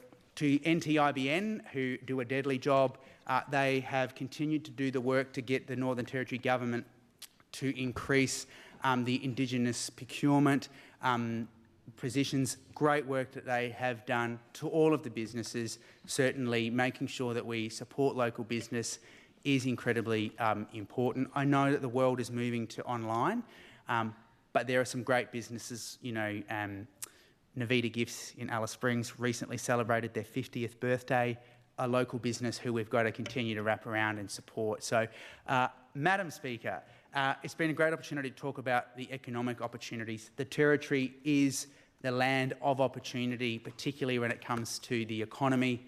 So we should all look at those projects. We should all get behind innovative projects. I remember Jerry McCarthy, a former Minister of the Northern Territory, used to talk about hydrogen and people used to think he was off the mark. Now we understand how enormous the opportunities are when it comes to hydrogen. So we should really be looking at innovative ways of doing things and not be scared to be bold, because it will look at that. But it's got to be done sustainably. Thank you, Madam Speaker. Member for Fong Lim, please. Thank you, Madam Speaker. It seems positively rude to interrupt the member for Gwadja's love letter to Alice Springs. I'm almost saddened to have to bring the debate back to economic development and infrastructure, but that is the issue of the day, and so I must do as needs must. Now, I applaud the courage again of the Labor opposition for drawing attention to its record on the economy and to its delivery of major projects and its realisation of infrastructure. But honestly, for the second day in a row, this is an own goal, and I am genuinely amazed that I have the opportunity to once again point out just how grossly negligent Labor's handling of the economy has been for 8 years. Now, I'm not going to be unsporting about it because I take the note from the Deputy Speaker previously that it was yesterday the Leader of the Opposition's 40th birthday, and I don't want to be the one to ruin celebrations 2 days in a row. So I'm going to be gentle in what I have to say and try and make sure that we stick to things that are constructive and useful to reflect on. But as with yesterday when we talked about health infrastructure, there's just a lot of, inability to face reality. Like, it really is. We are now in sort of a fantasy land of historical revisionism in terms of what was done with the economy in the last 8 years when it comes to bricks and mortar infrastructure or when it comes to workforce. And of course, yesterday I spoke at length about healthcare workforce because that is a really important salient topic. And again, I feel terrible about this, Leader of the Opposition, but thank you for the shout out regarding Dharma 3. It is a great achievement. And thank you to the Minister for International Students, Migration and Population for allowing me to be part of that signing the other day. I had a bit to do with it in the background in years past, and it is a great step forward for the Northern Territory. No doubt about it. Great work all round about that. Alas, we're talking about infrastructure today, not workforce. So great, but irrelevant. So, on that note, let's start talking about bricks and mortar then, because that's really the bulk of what the agenda that we've got in front of us today in this motion is about. It's about the portfolio of stuff that we diversified into and about creating greater opportunity for everyone in the Northern Territory because of the delivery of major projects. Well, hang on to your hat because, there's going to be a lot to say about that. Now, I spent a bit of time inside the Department of Chief Ministers and Cabinet, as I have mentioned here before, and it coincided with my return to Australia and catching up on a lot of Australian television. And there's this fantastic show by the Working Dog Crew called Utopia. And I've got to be honest with you. At a certain point, I was binge watching Utopia whilst trying to do good constructive work within Chief Ministers and Cabinet, within investment territory, within the major project space. And I couldn't tell whether I was on set, I was in a feverish dream. It was very, very hard to distinguish between rhetoric, reality, fantasy. I can remember the Major Projects Commissioner, I shouldn't name a public servant, but literally coming in and saying, take that Utopia sign down, it's confusing for everyone. That's the state of affairs when it comes to major projects in this place. And look, what I saw in that year or so that I spent in there was a series of public servants just scrambling because they were subject to the whims of ministers associated with infrastructure, with major projects, and with Treasury. And there was a constant succession of announcements, announcing God knows what. It was a lot of high vis and not a lot of shovels, as we know. And, we really didn't get many of these major projects off the ground. Now, it's true, it's great to have blue sky thinking, and it's great to be thinking about diversifying our economy. And, I applaud what was a period in the wake of the Territory Economic Reconstruction Commission report. I applaud that period of thinking laterally about how we might, structurally reform our economy. Now, I'm not going to take cheap shots today, but clearly prawn farms wasn't the answer. And there are limits to diversification of the economy. And that's what we discovered through that period. And again, bringing it back to bricks and mortar, because today is not about workforce and today is not about love letters to Alice. I do love Alice, though, I might add. It's about the difference between infrastructure of substance and necessity and ventures of vanity. And that's the thing. We concentrated a lot of time on infrastructure, ventures of vanity. Now, my learned colleague, the Treasurer, already spoke at length about some of these issues and pointed out some of the case studies in that space. It doesn't warrant reiterating all of the disasters, the litany of disasters of announcements that have failed to materialise into anything beyond being a press release. But the fact is, the contention at the moment by the Treasurer is, and I have every reason to believe him, that we have a $5 billion former infrastructure program, which notionally we're here to support today, celebrate in this motion, but that Labor did not leave the money to fund any of it. And if that is indeed the case in the books, then that is terrible shame. That's a terrible shame that they were running on fumes and tricking the Northern Territory public into thinking that we were doing things and that we had no money to do things and we had the capacity to do things, and actually all we were doing was celebrating the naked emperor. It really is a tragedy that that's, you know, the situation that's been uncovered. Rarely did we see a shovel touch the ground. Plenty of high beers, not many shovels. And look, the two best examples of that are the Tiger Benton Overpass and the art galleries, which I would love to see all of those projects materialise. But the fact is they remain nothing more than artist sketches. The Tiger Benton Overpass, I will say, is at least making some progress. Now, what the government is committing to do and what the Treasurer is committed to do is, you know, a full review of the infrastructure program. And so doing this kind of Chicken Little, the sky is falling in routine from the other side about, you know, they're going to cut stuff. We're not going to cut stuff that didn't exist. I mean, you know, what can you cut? It was, you know, there are a whole lot of fantastical promises, some of which are now going to be revealed for being fantastical promises with no money to actually pay for them, which will wipe off the books because they're just taking up space on the books. Now, there's definitely a lot of that's going to end up happening, right? There's no doubt that has to happen. Things need realistic, secured funding. And look, I believe... Oh, I thought that was a point of order. Sorry, I was being too cheeky with the member for Johnson. No, not at all, not at all. I do believe that this government will deliver infrastructure responsibly with proper funding and within a well-managed budget framework to ensure the Territory's infrastructure needs are met without ballooning costs or delays. And do you know why I believe that? And I say this especially to the members of the opposition. It's because I will hold my government to account on these matters. Good luck wasting money on my dime, right? That's just not going to happen. So look, on the Tiger Benton Overpass, my issue is not the initiative. Great road, makes things much faster. But the mishandling of the execution of the project, as evidenced in the significant $100 million blowout. Now look, on the diversification of the economy, it's a useful point for us all here to have a moment of economic zen and all agree that it's a good thing to diversify your economy, but that there is such a thing as spreading yourself too thin. And that's what we did. We spread ourselves too thin over a period of time.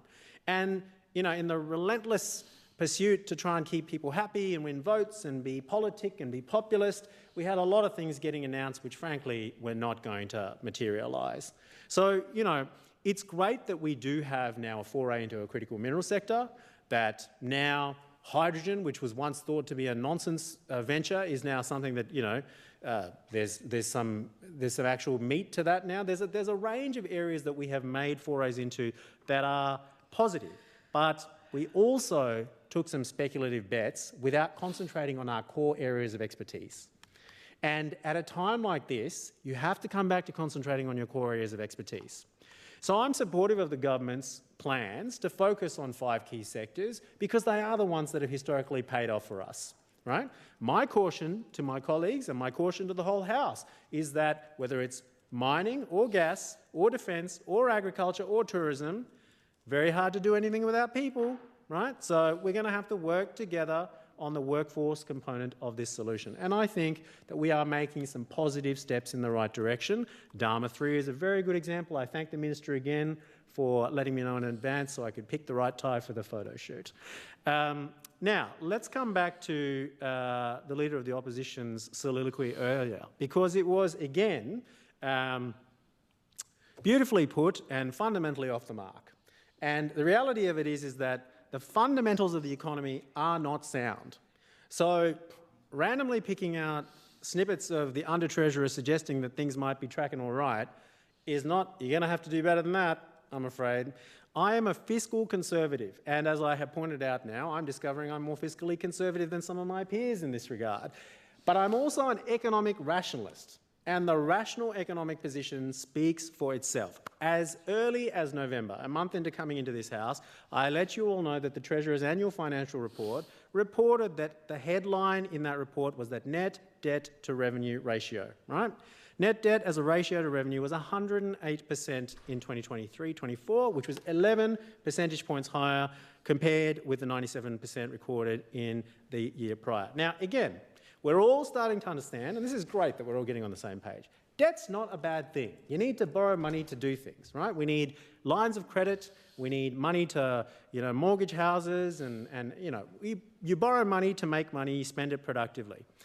But we've borrowed beyond our means, and we will have to be more restrained and more disciplined in how we spend and how we move forward, because otherwise our credit rating, which is currently AA3, which ain't much to write home about, is in jeopardy, right? So the government has inherited a really difficult position where, as I say, they don't want to depress consumer demand, they don't want to mass layoffs of public servants. We're not that dumb. I mean, that's not what's going to happen here, right? We are trying very, very carefully to not spend our way out of the problem, but to make sure in the short run that we spend enough to keep the wheels of the economy turning, to maintain confidence, to be able to, in actual fact, translate what is optimism at the moment into economic confidence.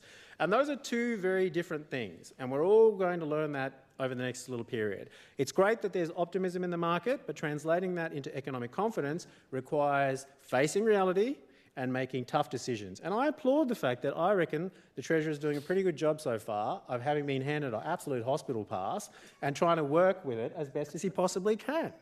Now, look, it is tempting to forensically deconstruct Labor's fiscal and economic mismanagement. Really tempting. I mean, I waited chomping at the bit to just rip apart, multiple Treasurers' statements from years bygone.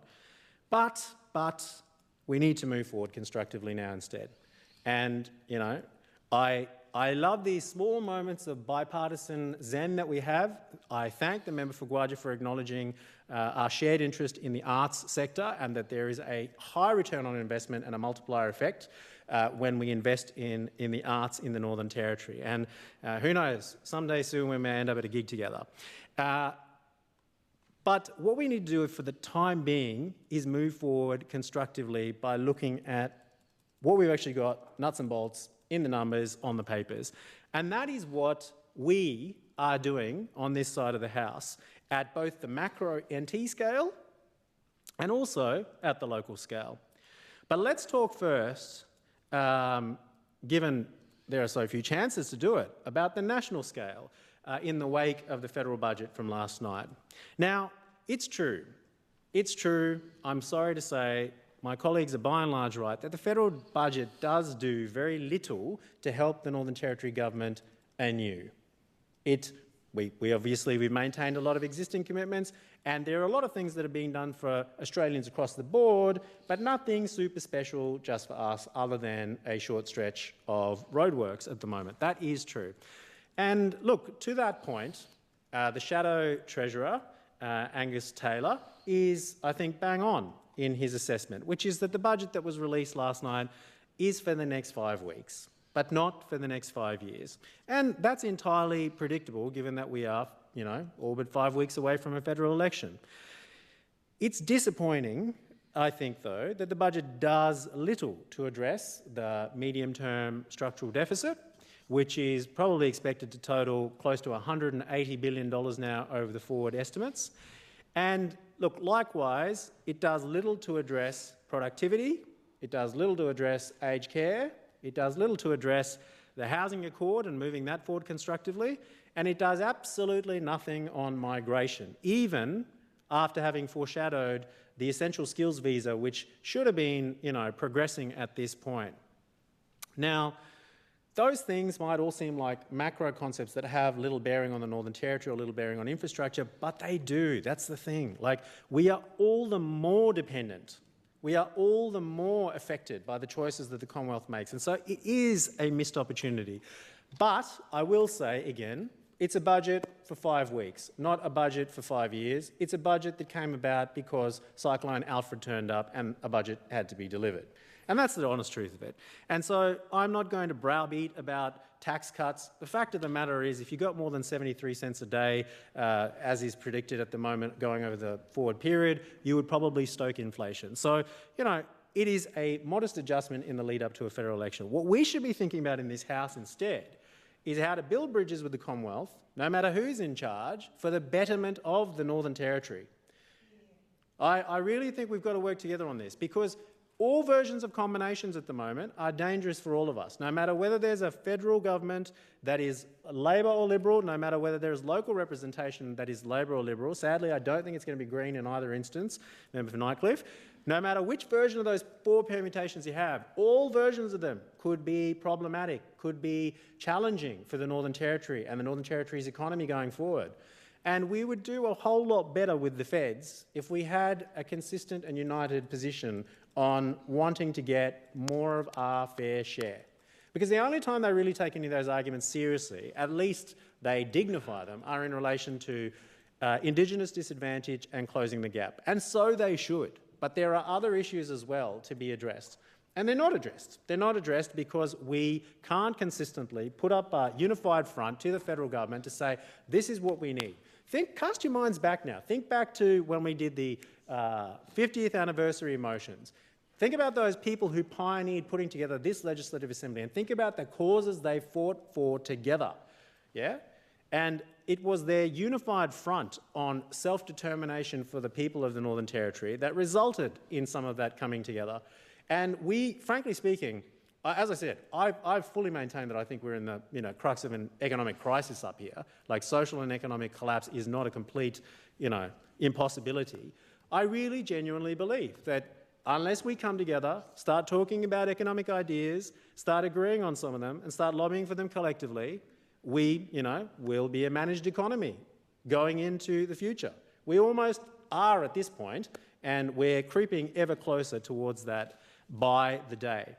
Coming back then, though, to the federal budget from last night, as I said, did little to address productivity, aged care, or the housing accord, and absolutely nothing on migration. And that is a problem in a place where we do need unique, bespoke arrangements on migration, as with North Queensland, as with North West Australia. And it behooves us to work in cooperation with those jurisdictions who have much more political clout than us, right, but face very similar problems, to band together and ask for a new compact on migration for the north of Australia, because that is the only way we're going to be able to find the sustainable workforce to be able to supply people for all of these industrial sectors that we have a desire to improve in economically. What was clear, though, from last night and the reveal of the budget is that there was no more money for us when it came to infrastructure. And here we are back at today's topic. The fact is, though, that after years of Territory Labor, most recently over 8 years, but probably a little bit before that as well, mismanaging our money, the Commonwealth just don't trust us. They don't trust us to use their money. They tie it up in equity rather than giving us cash, right? Now, if we want more pocket money, we're going to have to start making a more compelling case for not just why, but what we did with the last lot. And that's what we failed to do for a period of time. I'm sorry, I don't know what we did with the pocket money you gave me. What do you mean? You don't even know what you spent it on? No, I just lost it. That's essentially been our situation writ large for a period of time now. We are essentially now in a managed income situation. Think about that. We are increasingly basically operating using the equivalent of a Commonwealth Basics card. That's what we are up here at the moment. The member for Guadua was slightly off. It's not 70%. Take your seat, member for Fong Lim. What's your point of order? Extension of time. Is an extension of time granted? All in. Thank you, sir. Thank you. Extension is granted. Thank you very much, member for Warralluan. I looked around, and the rest of them, I was like, is someone going to do me a solid here? That's all good. That's all right. Well, as I say, bipartisanship, a wonderful day for bipartisanship, a great day to talk about infrastructure and the economy for our mutual benefit.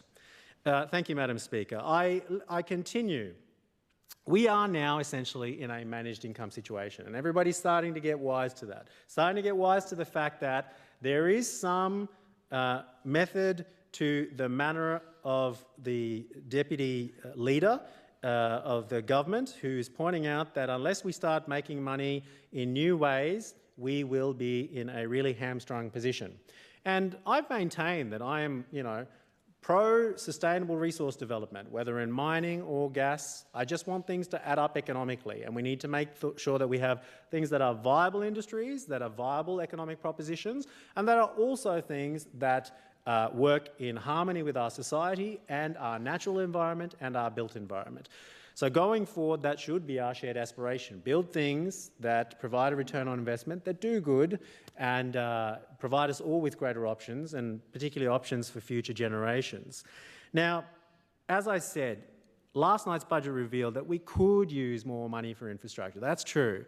But the fact is, after years of us mismanaging our money, and particularly egregious mismanagement over the last 8 years, I'm sad to say, we're just not trusted. Now, what this government is seeking to do is try and rebuild some trust and rebuild some confidence by demonstrating greater fiscal responsibility and greater fiscal discipline. That's what it's going to require at this point, right? The fact is, we talk about sometimes the private sector, and we talk about the private sector saying that unless we provide the private sector with greater signals to market that we're a responsible jurisdiction, they won't be interested in coming to park money here. Well, here's a hot tip. Our number one ticket holder, our number one sugar daddy is the Commonwealth. Like, unless we're in a position to be able to demonstrate to them that we know what we're doing with our money, good luck getting more of it. And the thing is, we are working on exactly that. This is why the Treasurer is going about systematically reviewing the infrastructure portfolio, which was a catalogue of utopia-esque nonsense, and is now trying to make good on that and turn that into something that we can deliver on.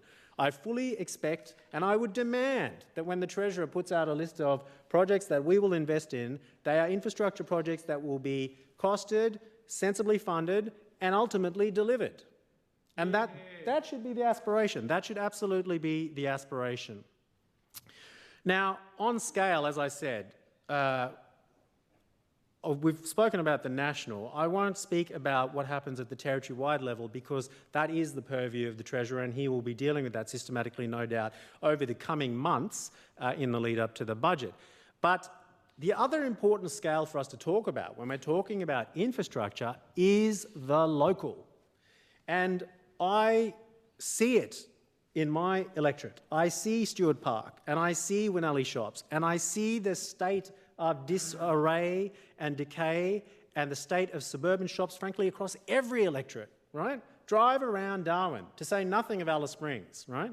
Drive around and see where we have dropped the ball on investing on infrastructure that is less sexy, but in many ways far more important, because they provide the building blocks for sustainable growth, right? You look after a suburban shopping centre and it looks after the local community. And there's a multiplier effect. There's a symbiosis, right, when you invest in stuff on the local level properly. And look, infrastructure deficits exist in those areas across the territory because of the preoccupation with ventures of vanity, because on focusing on things that were a bit more, razzle-dazzle, but frankly didn't have the return on investment that we need. Now, the thing with enabling an essential infrastructure, which is something that we're all starting to talk about more in here, which is great, is that enabling an essential infrastructure comes in lots of different forms. Now, the shadeless shade structure, my problem with it is not sunburn. I don't have a sunburn problem, so that's not the issue. My issue with the my issue with the shadeless shade structure is that there is a necessity to invest in infrastructure in particular with a better return on investment. Now, what were we going to get back from that particular development? Just think about it as a thought experiment at this point. It, sure, might have beautified the area, might have made it a bit shadier. Was it going to increase footfall? Was it going to increase traffic in that area? Was it going to make it easier to cross to and from? Was there going to be any significant economic multiplier effect from that project? No. It was largely somebody's thought bubble when they were like, oh, I reckon we could put up a thing with some vines and stuff and make it look prettier and CBD. Great, let's do that. It was never a seriously well thought out or well executed project. The execution part obviously is clear that it wasn't well executed. The problem is that infrastructure, when we have limited money, right? The challenge rather is that when we have limited money, that we need to invest in infrastructure with a better return on investment. Now, in saying that, not all investment needs a high return. I've got no problem whatsoever with art galleries, and anyone who wants to take a pot shot at the art galleries can come and have, I'll have it out with them. My problem with the art gallery, my problem in this situation is with art gallery infrastructure projects that were poorly and disingenuously costed, and that had no reasonable chance of ever being delivered on time or on cost. So there is a social good that comes from investing in infrastructure of the types of art galleries. But one of the very, very, very best at the local scale bets for an enabling and essential piece of infrastructure with a high potential for return on investment is the Stuart Park High Street. This is why I keep coming back to it. It's not because it's in my patch. Of course, I'm championing it because it's in my patch. It's because it's the neck that supports the head of the CBD on the body of the Northern Territory. That corridor, that strip of land, right, starting, roughly where Osnum House is down to the Daly Street Bridge, that is the area that is ripe for gentrification. On one side, you have the gardens. On the other side, you have Stuart Park. You have high-density living. You have shops. You have cafes. You have restaurants. You have street frontage. That's the kind of area Labor should have been targeting its money on. And it had the capacity to do so. The planning scheme was in their favour. They had the money to do so.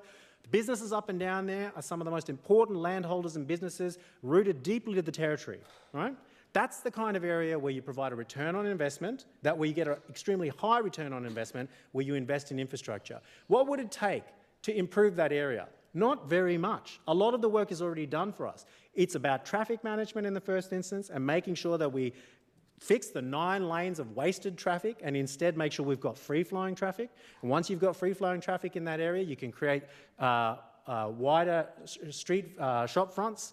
There's a wealth of potential in that particular project. And as I say, it's one of the very best bets. It's not the only one, but it's the one that I'll bang on repeatedly because unlike shadeless shade structures or a series of other things that are so big and so far away that you'll see no return on investment, if you were to tackle the Stuart Park High Street, you would find a much sooner than expected return on investment because the preconditions are already there for us to succeed in that space.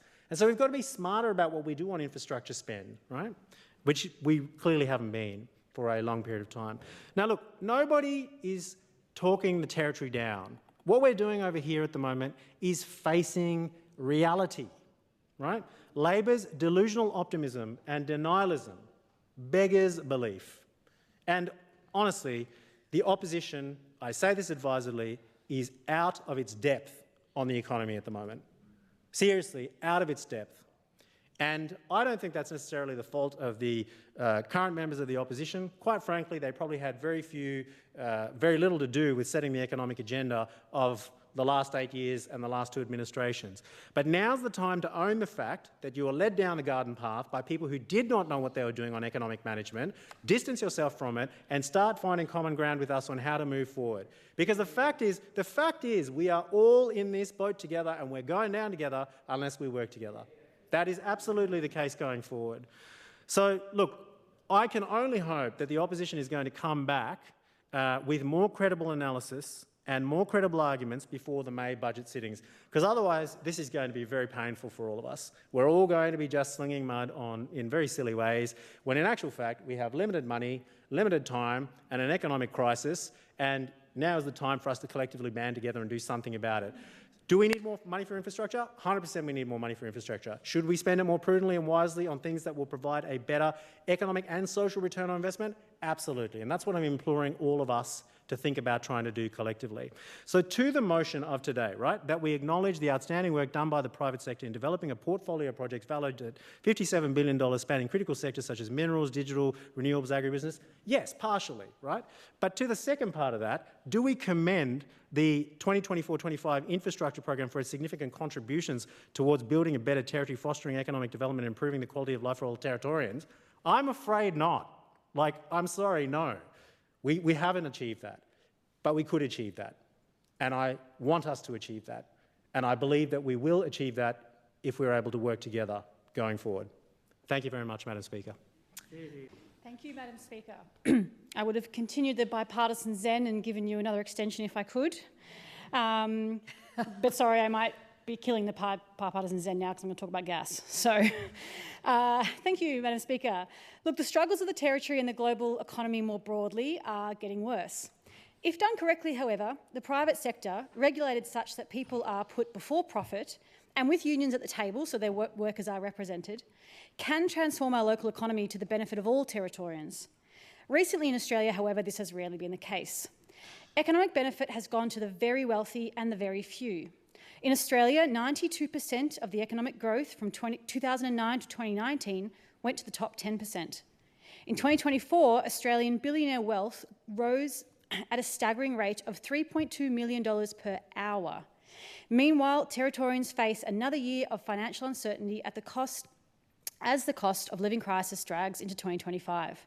And it's not hard to see how all this money is leaving our constituents' pockets.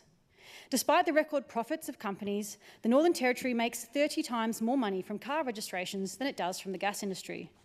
The member for Nelson brags about how good he reckons the gas industry is for the economy, but he'd be better off bragging about how many cars that he'll get registered, Madam Speaker, through the Speaker, this year. We've heard about this $8 million figure that the entire gas industry brings to the Territory. Honestly, I'm embarrassed that he thinks that's a figure worth bragging about. I said this in question time, but it's worth putting on the record again, that when we heard that last year we received approximately $8 million, which pays for apparently police, education and the health system. $8 million is 0.09% of Territory's total revenue. With budgets of $472 million for police, $2.2 billion for health and $780 million for education last year alone, the gas industry cannot possibly be paying for all of that. So someone is telling porcupines. Even with future fracking in the Beetaloo, the independent fracking inquiry, under the most optimistic scenario, ASIL Allen modelling, showed royalties would be $69 million per year. That's with gas fields everywhere. That is still less than 1% of NT's total revenue, and it doesn't touch the sides of our police, health and education budgets.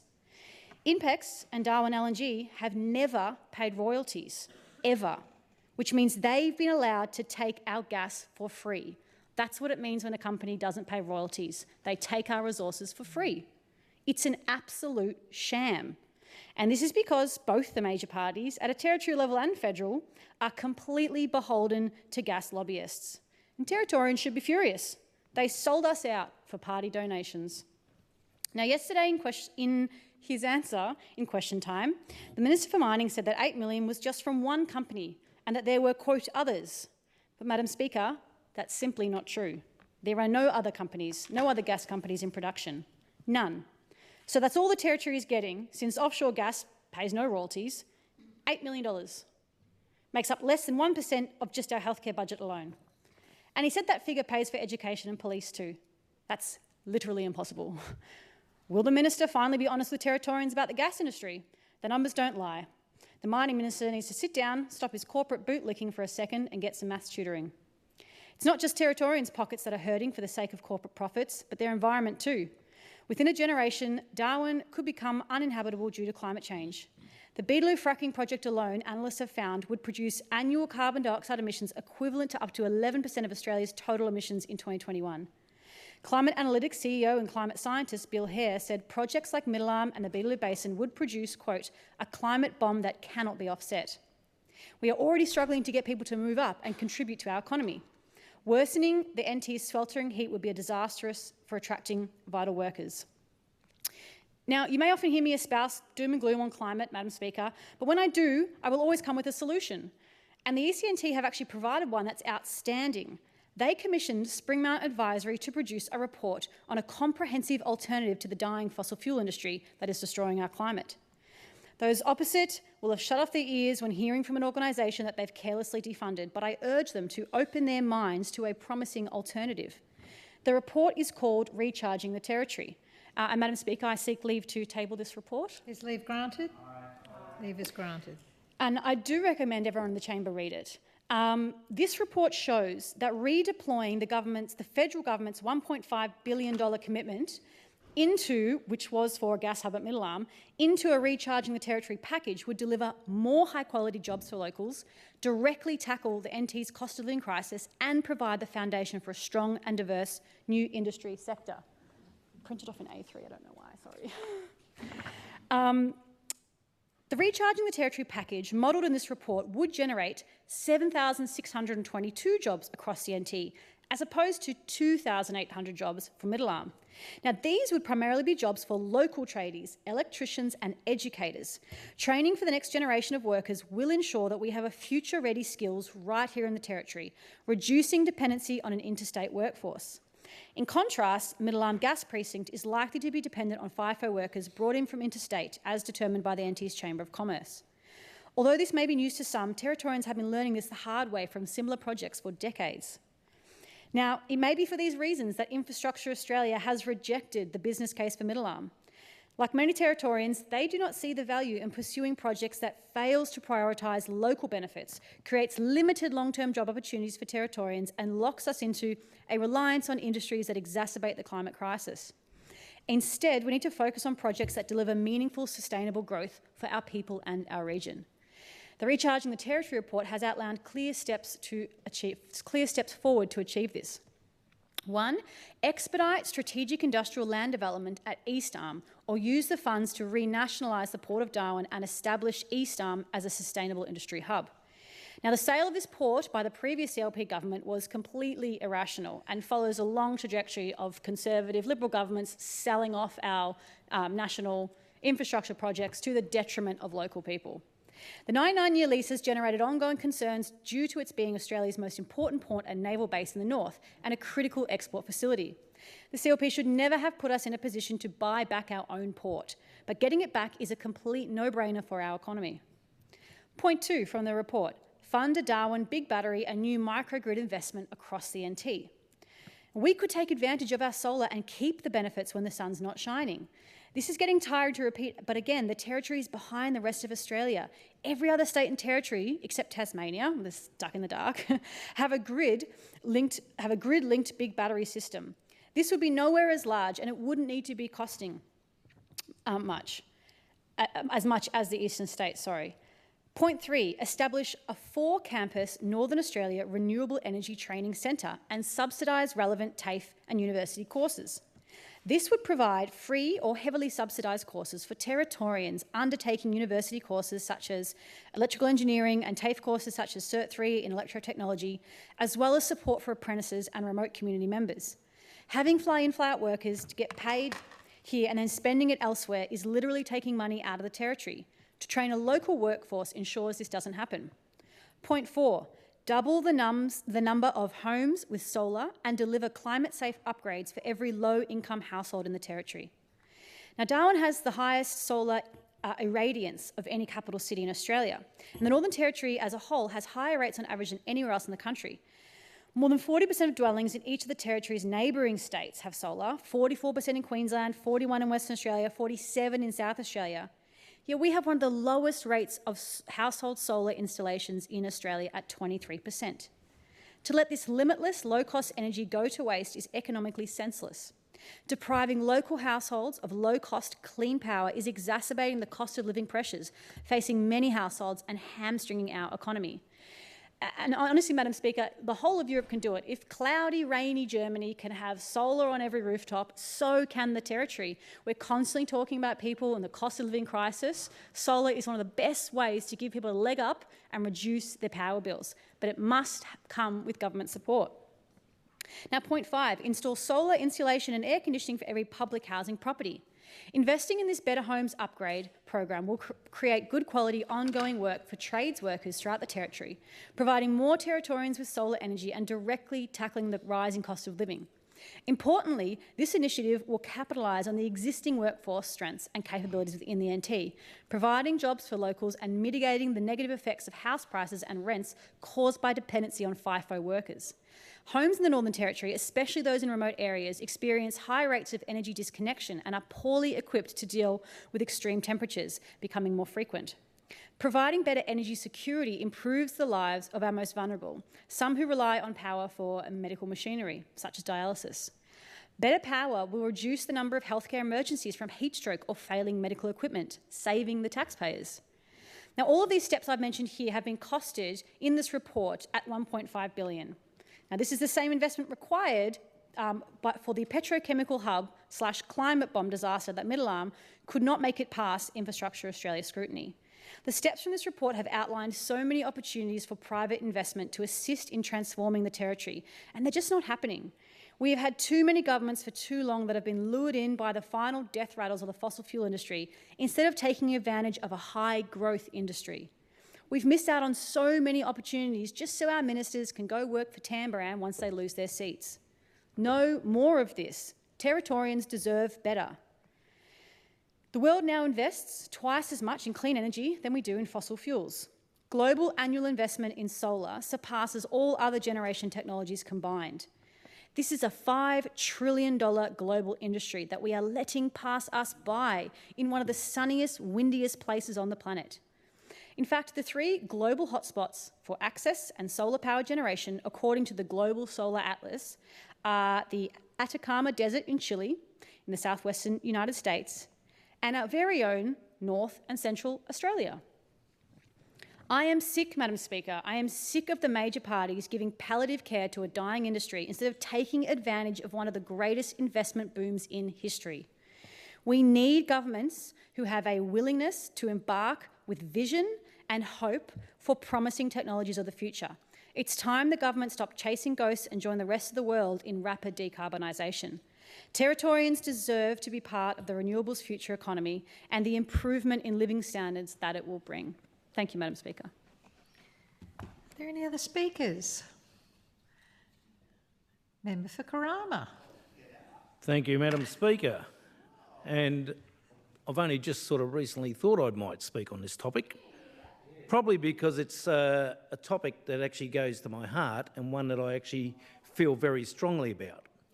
So let me say from the start, strategic infrastructure is well worth investing in, particularly if that infrastructure will support our ongoing economic productivity and long-term growth. That's what you've got to do. It's not just investing it for the sake of it, but it's investing it because it's going to support our long-term productivity and economic growth. So let me give you some examples of strategic infrastructure that come to mind. I think strategic roads that support our key industry sectors, including beef roads. That's the type of long-term infrastructure we need to invest in. It's also about energy pipelines and distribution to support our long-term energy industry going forward. Our ports, warehousing, all those things, setting aside logistics parks so that our goods can be produced and delivered to their markets in a much more productive way. That's the type of infrastructure I'm talking about, Madam Speaker. Communications, making sure that we've got strong communications across the territory. Making sure that we've got roads that are resilient to floods and so on for the long-term growth. So supporting not only people getting between townships and economic centres, but also for future tourism growth and supporting our agriculture industry. So I am all for putting in to long-term infrastructure. Now, government might think they can do it by themselves, but we don't. We don't have enough money. And this is where the private sector is really called upon.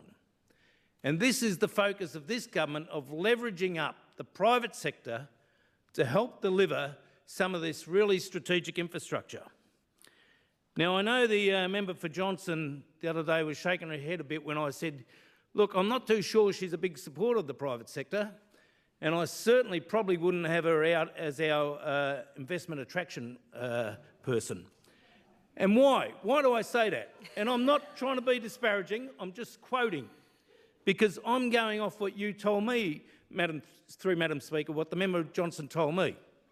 And let me quote some of her quotes from Hansard so I don't get it wrong. Major private sector investment has never played a major role in the NT economy and the standard of living for most Territorians. And it never will. I say again, and it never will. She also went on to say, major private sector development plays a minuscule role in the NT economy. Now, you can imagine us going out to the private sector saying, oh, look, come and invest here, come and do that. If they read that and saw that, they'd say, no thanks, we'll leave the territory aside. I think we'll go overseas, we'll go elsewhere in Australia, because these people don't really want us. They don't believe in the private sector. Well, I can tell you here and now, the CLP government does believe in the private sector, and we are going to leverage it up. And the Treasurer mentioned that really fulsomely in his speech. So this government, and look, I know the government's had we've all been involved in successful projects. I've been involved in successful projects. The railway project, absolutely a bit of strategic infrastructure. The Impex project, I think that was a bit of strategic infrastructure delivering gas. Absolutely good. You know, the East Arm Port development, all that. I was personally involved in the Darwin Logistics base, the old business park down there. Absolutely, if you have a look at the growth down there of the private sector investing in there, very strategic, very, very strategic. But if you go back to April 2021, now who was the Chief Minister then? I believe it was the Honourable Michael Gunner, Madam Speaker. The Honourable Michael Gunner, the first of the failed trio. The first of the failed trio. But he was very good at coming out and giving speeches about projects. Oh, we've got this project coming up and we've got this project, you know, we've got Project Sea Dragon coming. Let's everyone get in there. Come on, I'm going to go down to the convention centre. I'm going to tell you a big slideshow on this. Get behind me, get behind me. Failed. Boundless fossil, absolutely member for Blaine. But then they had to come up with a new strategy because the projects were not happening. But no, we can come out with press releases. We'll have a reshuffle. That's how you make projects happen. You reshuffle the deck chairs. So they came up with this idea of some new commissioners. And I think the member for Fong Lim made reference to commissioners too. Well, first of all, he announced two new ones. And they were the Infrastructure Investment Commissioner and the Major Projects Commissioner. Sounds really good. Sounds really good. And quoting that, they will be appointed to bolster private investment. May I say again, private investment. That was a good thought. In the Northern Territory, with the goal of reaching the government's decade-long $40 billion economy target. Chief Minister Michael Gunner announced this morning, but guess what? Critics say it's an admission of years of economic failure. They were saying it was economic failure back then, and they were proved right. Now, the other thing, what were these people going to do? They were going to become the key links between industry and government, and will have the power to make recommendations to Cabinet, Mr Gunner. Wow, this is really good. This sounds fantastic. We're going to bring these new roles in. They're going to drive the whole thing forward. And the strange thing was they also then brought in an infrastructure commissioner. So they've got these three big grand poobahs. What it was three existing public servants, and no disrespect to them, I believe they were good, hard-working public servants. Three existing public servants got their titles rebadged. That was it. It was a rebadging of titles. And yet this was the major change of the Gunner government. It was the same people doing different titles, but delivering the same failure, which was no investment. Absolutely no investment.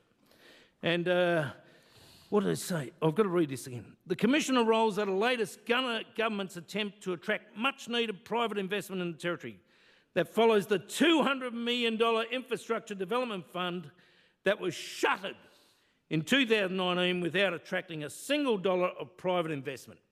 Without attracting a single dollar. Team NT and the Team Territory, which were groups led by the former Labor politicians to identify investment opportunities. The Territory Economic Reconstruction Commission, Investment Territory bureaucrats and major project teams. So all it was a bureaucratic reshuffle, and we were supposed to say, you're magnificent. Oh, you're going to save us. It didn't happen. Did not happen. Now, I'd like to also go back to the CLP opposition leader at the time, the Honourable Leah Finocchiaro. And she had to comment on this wonderful reshuffle, called the latest announcement of the two commissioners a pathetic effort that shows the government is out of ideas and has failed to attract private sector investment to the Northern Territory for 4.5 years. Well, how true was that? How true was that? She was right on the money. This is just adding additional red tape and bureaucracy to an already bloated system that, by the government's own admission, isn't working. And so this is where I go back to, we've got to change it. We do have projects out. We've got to identify them, but we've got to get the private sector behind us. We don't have enough money to do it ourselves, let's be honest. We do not. We've got to get the private sector in there.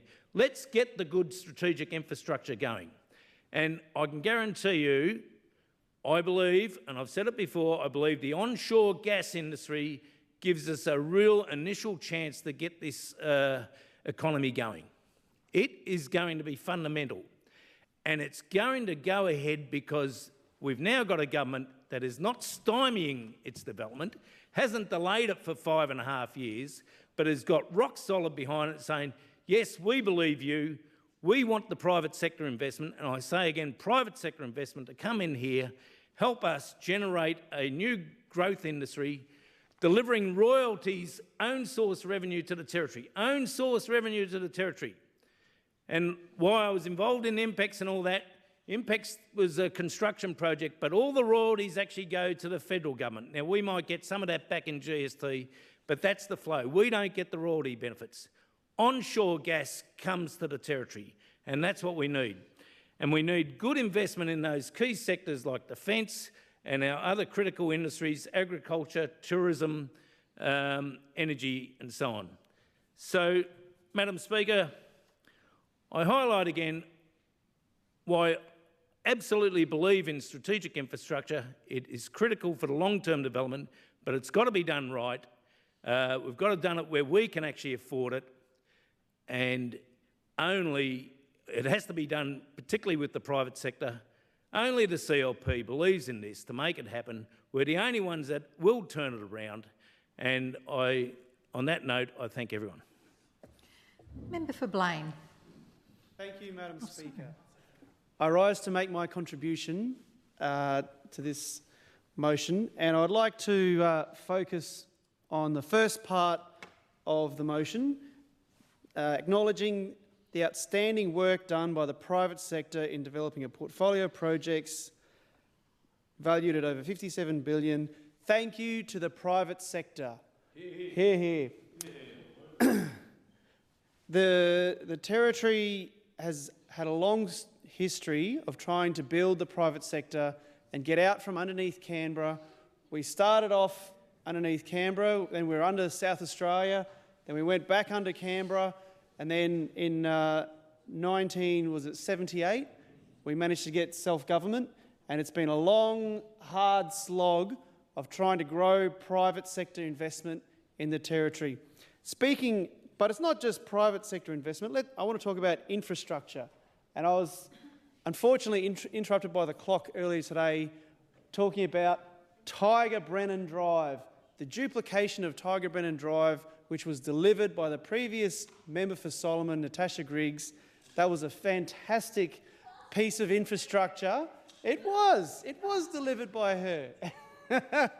And the CLP government at the time, which unlike the previous Labor government, knew how to manage projects and deliver them, not just revote fictional budget year over year. That duplication, every time I come into this House, I thank Natasha Griggs for that duplication so we can sit on 100 kilometres an hour all the way into Bayview in the member for Fong Lim's electorate, and then it drops down to 80 kilometres an hour as we go over the hill, Madam Speaker. So I thank the former member for Solomon. Another piece of infrastructure, about 3 years ago, around this time, we were treated to one of the national MPs, Barnaby Joyce, who I believe was the Deputy Prime Minister at the time, and he pledged $1.5 billion to the Territory to develop Middle Arm. Middle Arm is placed to be a key piece of infrastructure. We have critical resources in the Beetaloo of gas that can power not just the Territory, not just the eastern seaboard, but the world, Madam Speaker. But it's got to get out of here somehow. It's got to be liquefied, it's got to be put on a boat, and that's what Middle Arm is about. Madam Speaker, we had a pledge of $1.5 billion to build infrastructure, to build jobs, to bring people here to the Territory, people who would buy houses, put down roots, fall in love, get married, raise a family, send their kids to our local primary schools, go to the hospitals, contribute to the GST relativity. But unfortunately, when there was a change of government, that $1.5 billion, like many other Labor promises, seems to have drifted away in smoke, Madam Speaker. So, infrastructure. Well, we've talked enough about the shadeless shade structure. Dare I bring up the Turf Club of much renown?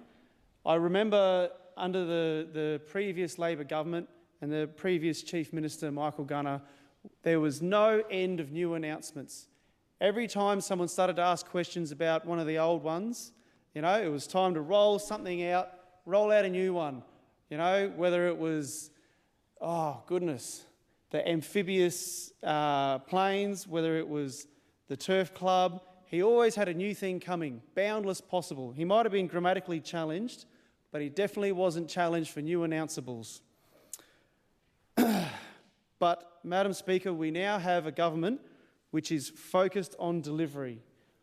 This is not a government that will promise the earth and deliver nothing or very little and just simply revote infrastructure funding over year.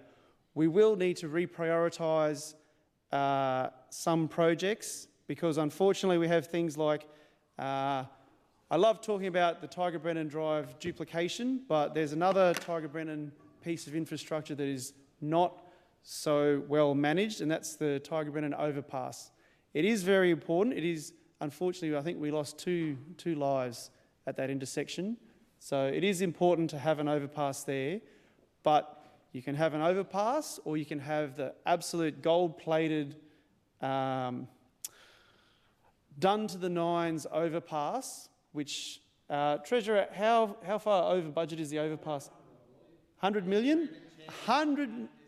Sorry, Madam Speaker, $100 million over budget, the Tiger Brennan overpass. $100 million. How many schools could we build for $100 million?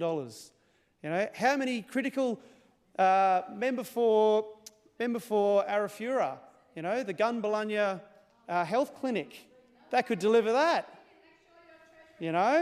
Yeah, but unfortunately, when these projects are poorly managed, not lacking in oversight, lacking in ministerial oversight, because it's the ministers who are accountable to the people of the Territory. We have a fantastic public service, we have a great private sector which deliver these projects, but the accountability rests with the ministers and rests with the government of the day.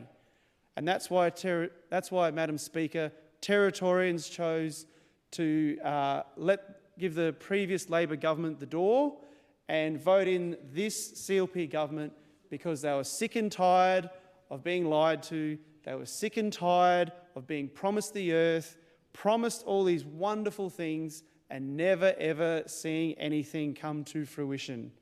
Madam Speaker, I won't belabor the point too much. But I think the history of infrastructure project management and delivery under the previous government stands for itself. Overblown, over budget, under delivering, over promised, letting down Territorians. Thank you, Madam Speaker. Member for Daly. Thank you, Madam Speaker. Firstly, Madam Speaker, I'd like to thank all the members this evening that have contributed to this important motion that has been put forward by our Leader of the Opposition, Selena, Uibo, this evening. Madam Speaker, we've spoken at length about economic development here in the Northern Territory over the course of this sittings period. I've put on the record that Territory Labor understands that it is economic development which is the key to the Territory's overall success. Because Territory Labor cares about the Territory. We want to see the generation of good quality jobs and accessible employment pathways for Territorians across the regions, particularly for those in the bush. But no economic development can occur without a solid infrastructure program. Territory Labor will be proud to see the foundations we laid come to fruition and watch Territorians partake in a stronger, more prosperous economy. Madam Speaker, we understand that investment takes time, but the confidence in the Territory is there. During the October sittings, I spoke about how infrastructure is a key enabler of economic development and of its importance in underpinning the Territory's capacity to create jobs, increase productivity and stimulate growth. Madam Speaker, infrastructure supports the quality of our social well-being, our cultural and lifestyle experiences, the services that locals and visitors to the Territory use every day, and the future of our children. But it must be said, Madam Speaker, that when Territory Labor was elected in 2016, it was clear that the Giles CLP government did not have a plan to navigate the post-Impex boom period or how to deliver the jobs, projects or infrastructure that Territorians needed. That is why Territory Labor stepped up and ensured that there was a pipeline of infrastructure projects across the Territory, from small maintenance jobs to large roads and infrastructure builds. Builds which the CLP will always talk down, but always use.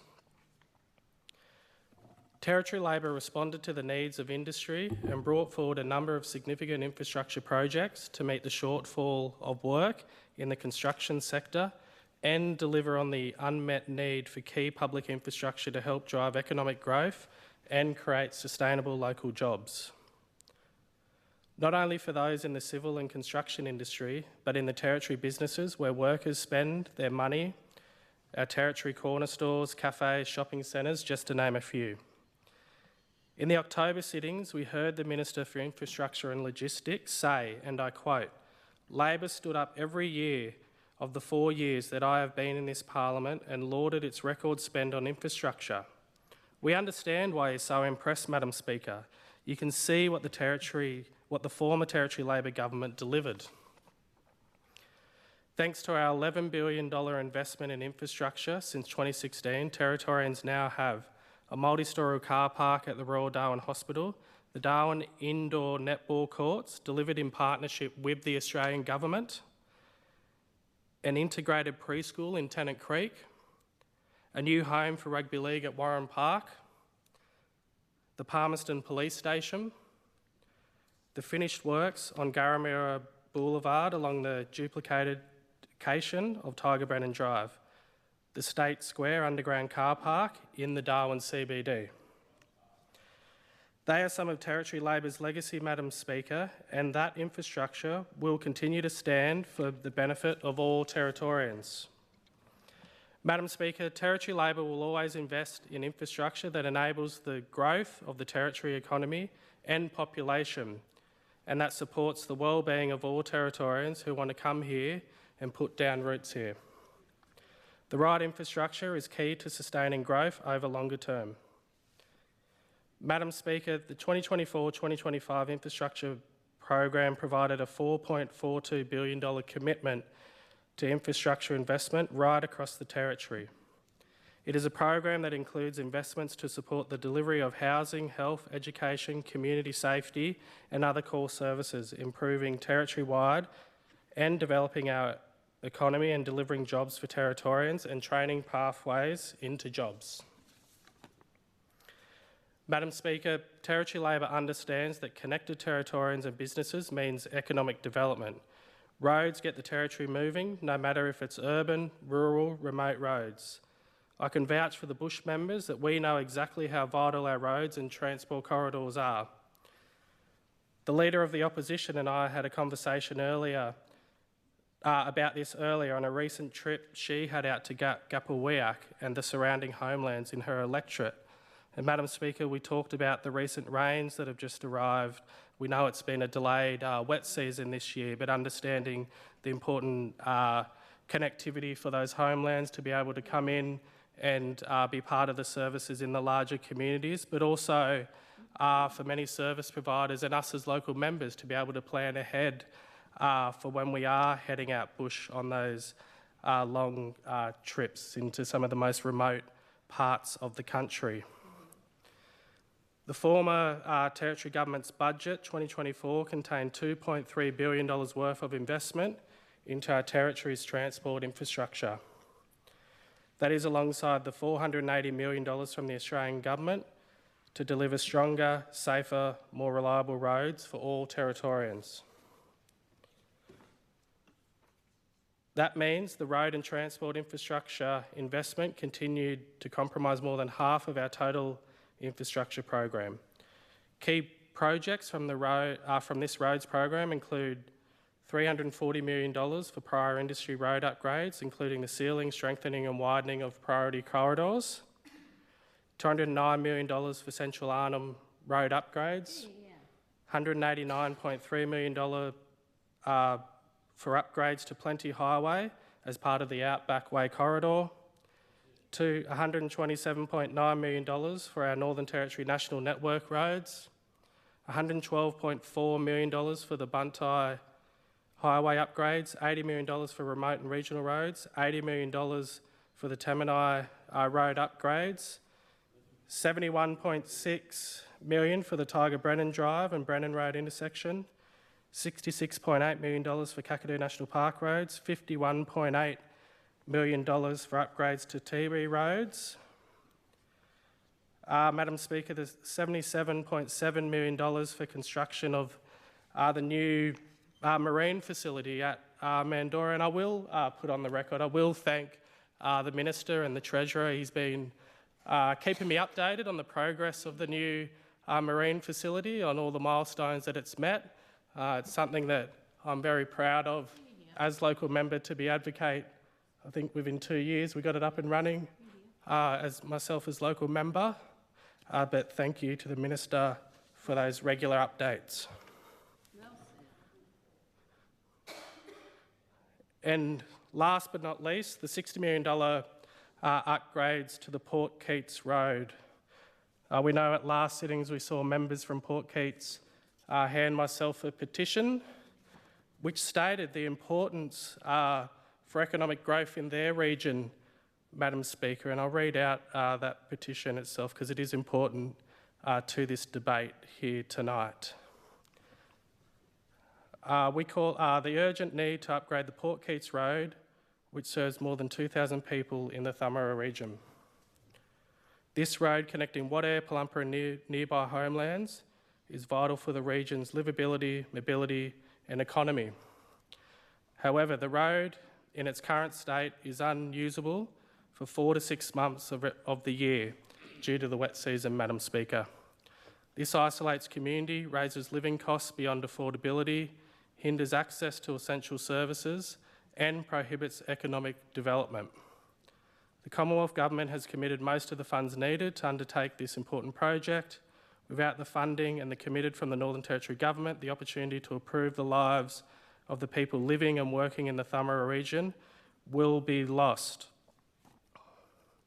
So, Madam Speaker, this is another important piece of infrastructure for the Thamara region to ensure that we see safety for our surrounding communities, that we see our kids from homelands being able to have access to school all year round, including during the wet season.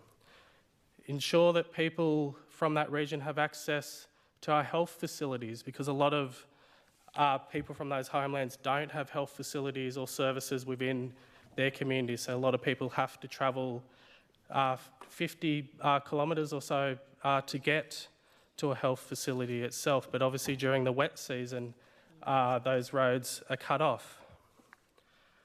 We're starting to see local economies pop up in that region from, I'm sure many people in the chamber here tonight have seen articles on the oyster farming that's happening out there, from the traditional fish traps that people are being a part of on their homelands. But to be able to get that the product to market, we need the roads upgraded. But I will say it was disappointing from the Minister during question time to say, and I quote from Hansard, so I don't get it wrong. The Minister said, "To them I say sorry that the Labor government failed you and that your local member has trudged you here today to find answers for something he already knows."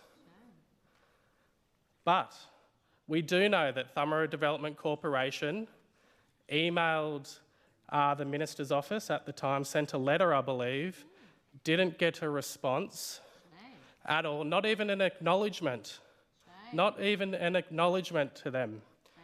So TDC and some of the traditional owners called me because they were concerned. They'd been following the previous budget, that money had been allocated from the federal government at the time. So I put the question to the Minister. Again, he put the question on notice. Nothing, crickets. We received absolutely nothing from the Minister. So again, I think the Minister, the following question time in early December, I put another question to the Minister because, I gave him the benefit of the doubt. I understand ministers are busy and they've got big agendas. So I put another question to the Chief Minister because the Minister was away in Canberra for his ministerial responsibilities. She said she would also put that question on notice, didn't get a response. So the only information we had at the time from the Minister was nothing, silence. So it wasn't the fault of myself or people from Wadair to come in and do that petition because I hadn't received an answer from the Minister. So if you'd just given that answer, we wouldn't have had to go through that process and put a petition to Parliament here today. But I will thank the Minister in his response because he did say that money is committed.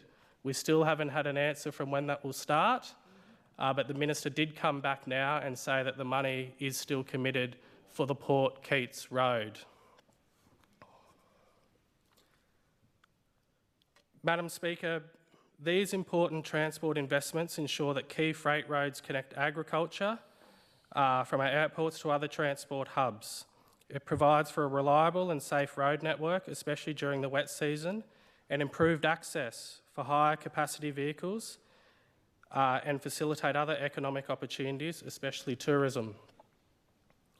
Territory Labor is proud, Madam Speaker, to have invested in roads and to lay bitumen to get the Territory connected and keep it connected.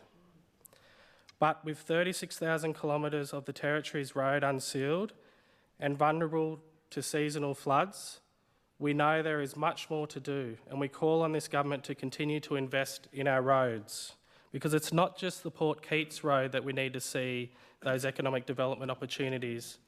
People have access to jobs, people have access to an education, people have access to safety. It is all Territorians, no matter where you live, whether you live in the city or whether it's out bush.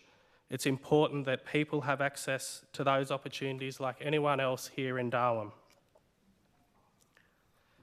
Madam Speaker,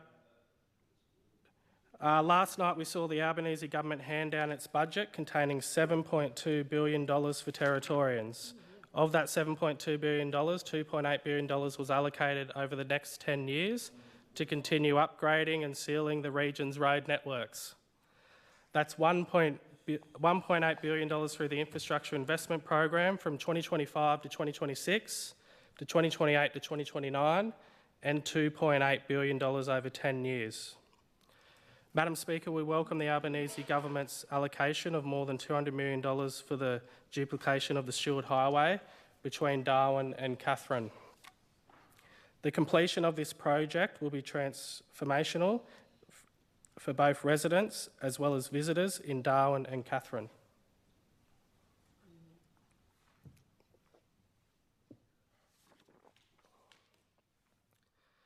Making travel between Darwin and Katherine safer and more enjoyable.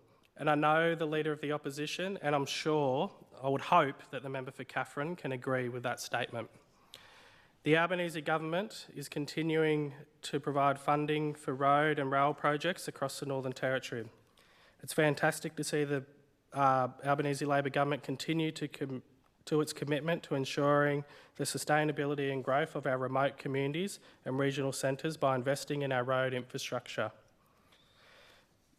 Madam Speaker, on this side of the House, we believe it is fundamental to invest in the infrastructure that meets the health, education and safety needs of Territorians. Good health infrastructure is a cornerstone to ensuring Territorians can access high-quality health care they need, and a healthy territory means a healthy economy. That is why Territory Labor has committed and funded health infrastructure projects, something that we all spoke about here last night in the Assembly. In Darwin, we committed $107 million to upgrade the Royal Darwin Hospital and to deliver additional clinical spaces, a new modular multi-purpose facility and a mental health stabilisation assessment and referral area. Funding also includes the expansion of the mental health inpatient unit upgrades and upgrades to the forensic mortuary pathology and bereavement facility. There's a $12 million investment to deliver more health facilities to help ease hospital pressures, including the planning and early works for a new 120-bed aged care facility in Palmerston. It was good to hear the Chief Minister speak about our investment on ABC Radio Darwin earlier this month, and that it will be delivered. In Alice Springs, $33.7 million has been allocated for upgrades at the Alice Springs Hospital, including $26.9 million for the new ambulatory care centre, $6.8 million to develop a new hybrid operating theatre, and stage 3 emergency electrical upgrades. Across the regions, we invested $33.2 million to upgrade central sterilisation services across Territory hospitals, $20 million to construct a new health centre in Borroloola, which includes a fit-for-purpose consulting room, emergency bays, dental facilities and much, much more. And I know that project alone is very close to the local member, the member for Barkly. He's been advocating for that, but I would hope that as Shadow Health Minister that I might get an invite out to that opening for that member for Barkly. I see his head nodding. I'll take that as a yes, so thank you, member for Barkly. I'll wait for that invitation to go out there with you, so thank you for that, member for Barkly. Because we know how much the member for Barkly loves selfies. But I'd just love to get in a photo with you, member for Barkly. Maybe in one of those selfies. We could get one together. Could make it on your page, and then maybe someone's made it. I don't know. There is $20 million to continue the upgrade of the fire safety systems at the Gove District Hospital. $20 million for a new healthcare centre and morgue in Goombalanya, benefiting the local community, which I know the member for Arafura is continuing to watch closely. $1.3 million for the staff accommodation block at the Tennant Creek Hospital. Madam Speaker, as I outlined last night, our ability to participate in the economy, our social life or the Territory lifestyle all rely on being able to access effective, reliable and efficient health services when we need them. That's why we're delivering a number of infrastructure projects, Madam Speaker, to ensure that Territorians can access those services. We can look to the delivery of regional Palmerston hospitals, again, something that the CLP historically could not deliver. Point of order, Madam Speaker. Yes, what's your point of order? Standing Order 43, can I ask for an extension of time for the member for Daly? Is an extension of time granted? Aye. Please continue. Thank you. Thank you, Leader of the Opposition, for the extension. Yes, thank you for the extension of time. We can look to deliver the regional Palmerston Hospital again, something that the CLP historically could not deliver. The delivery of the PET scanner and at the Royal Darwin Hospital, the expansion of the Alan Walker Cancer Care Centre with an additional 12 chemotherapy chairs and expanded diagnosis and treatment services with the Commonwealth. The delivery of the Gove District Hospital CT scanners, the delivery of the Katherine District Hospital CT scanners, the expanded renal dialysis units in Darwin, Alice Springs and remote communities.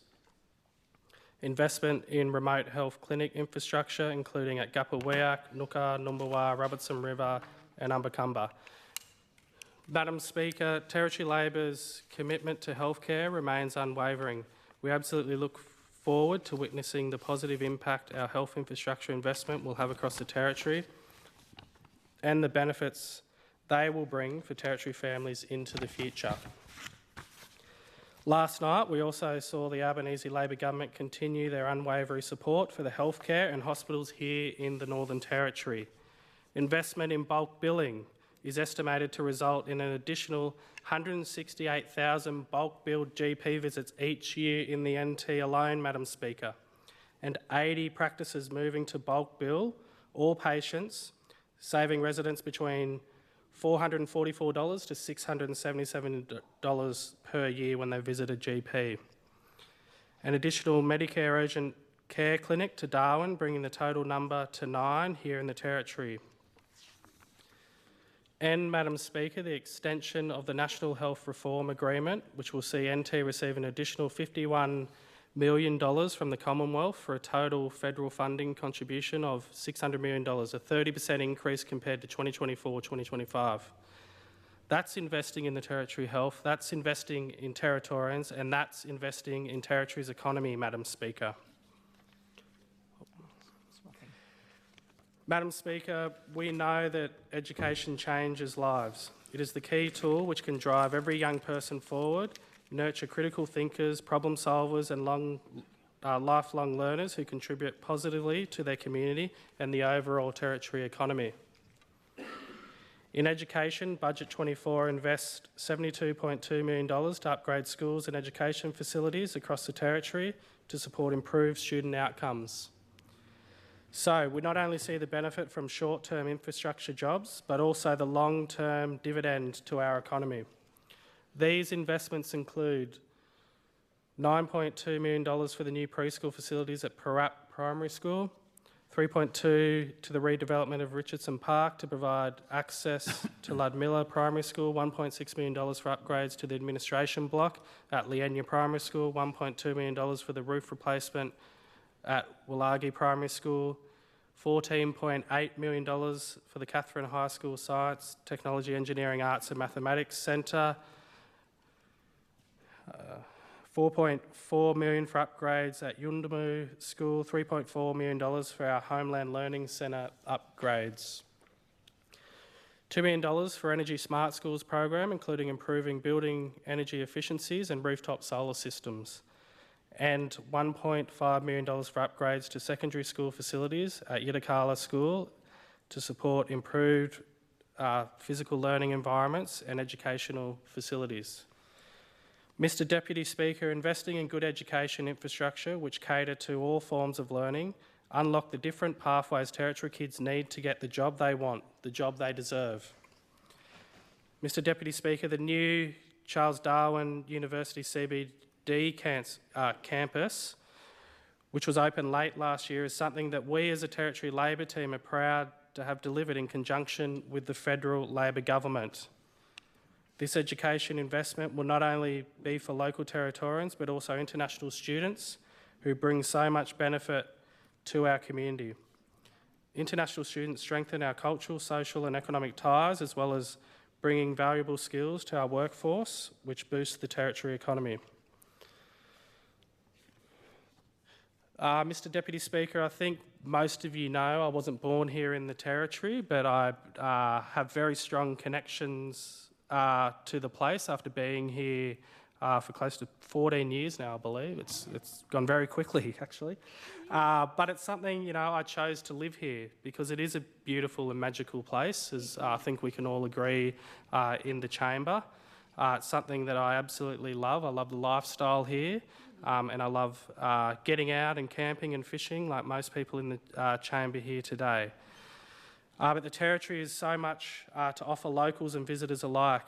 The tourism sector is an important economic driver for the Territory, contributing millions to our economy every year and directly employs thousands of Territorians.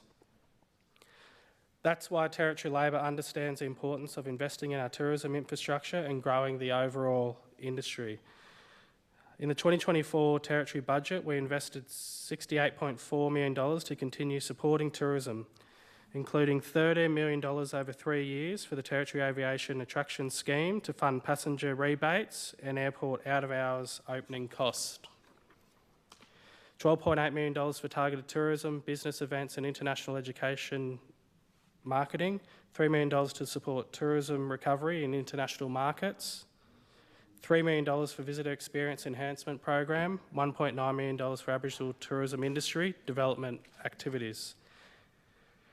In Central Australia, Mr Deputy Speaker, we invested $10.8 million for Alice Springs Parks and tourism infrastructure upgrades, $5.6 million towards the continual works for a new multi-day walking track at Wataka National Park, $4.4 million for the Tourism Central Australian Information Centre, $3.5 million for strategic planning and works at the National Road Heritage Hall of Fame, $2.7 million to enhance the visitor experience at the Alice Springs Desert Park. In the Barkly, the Territory invested $8.9 million in tourism opportunities to generate jobs and economic opportunities. Some of those projects included the creation of a new visitor experience in Tennant Creek, which will include a gold rush and ore mining interpretive displays. That was $1.9 million invested into that. There was $7 million for the Tennant Creek Art and Cultural Centre extension, providing new artist studio, upgrade gallery, performance and storage spaces, and immersive audio-visual displays and experiences that share history, stories, arts and culture.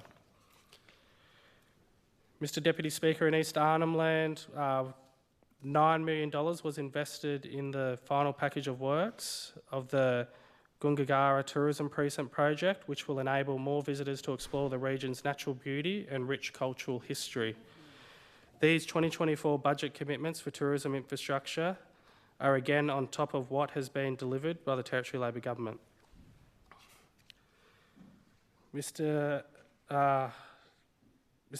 I'll just go a few some of those commitments. Some of those tourism infrastructure programs we delivered on.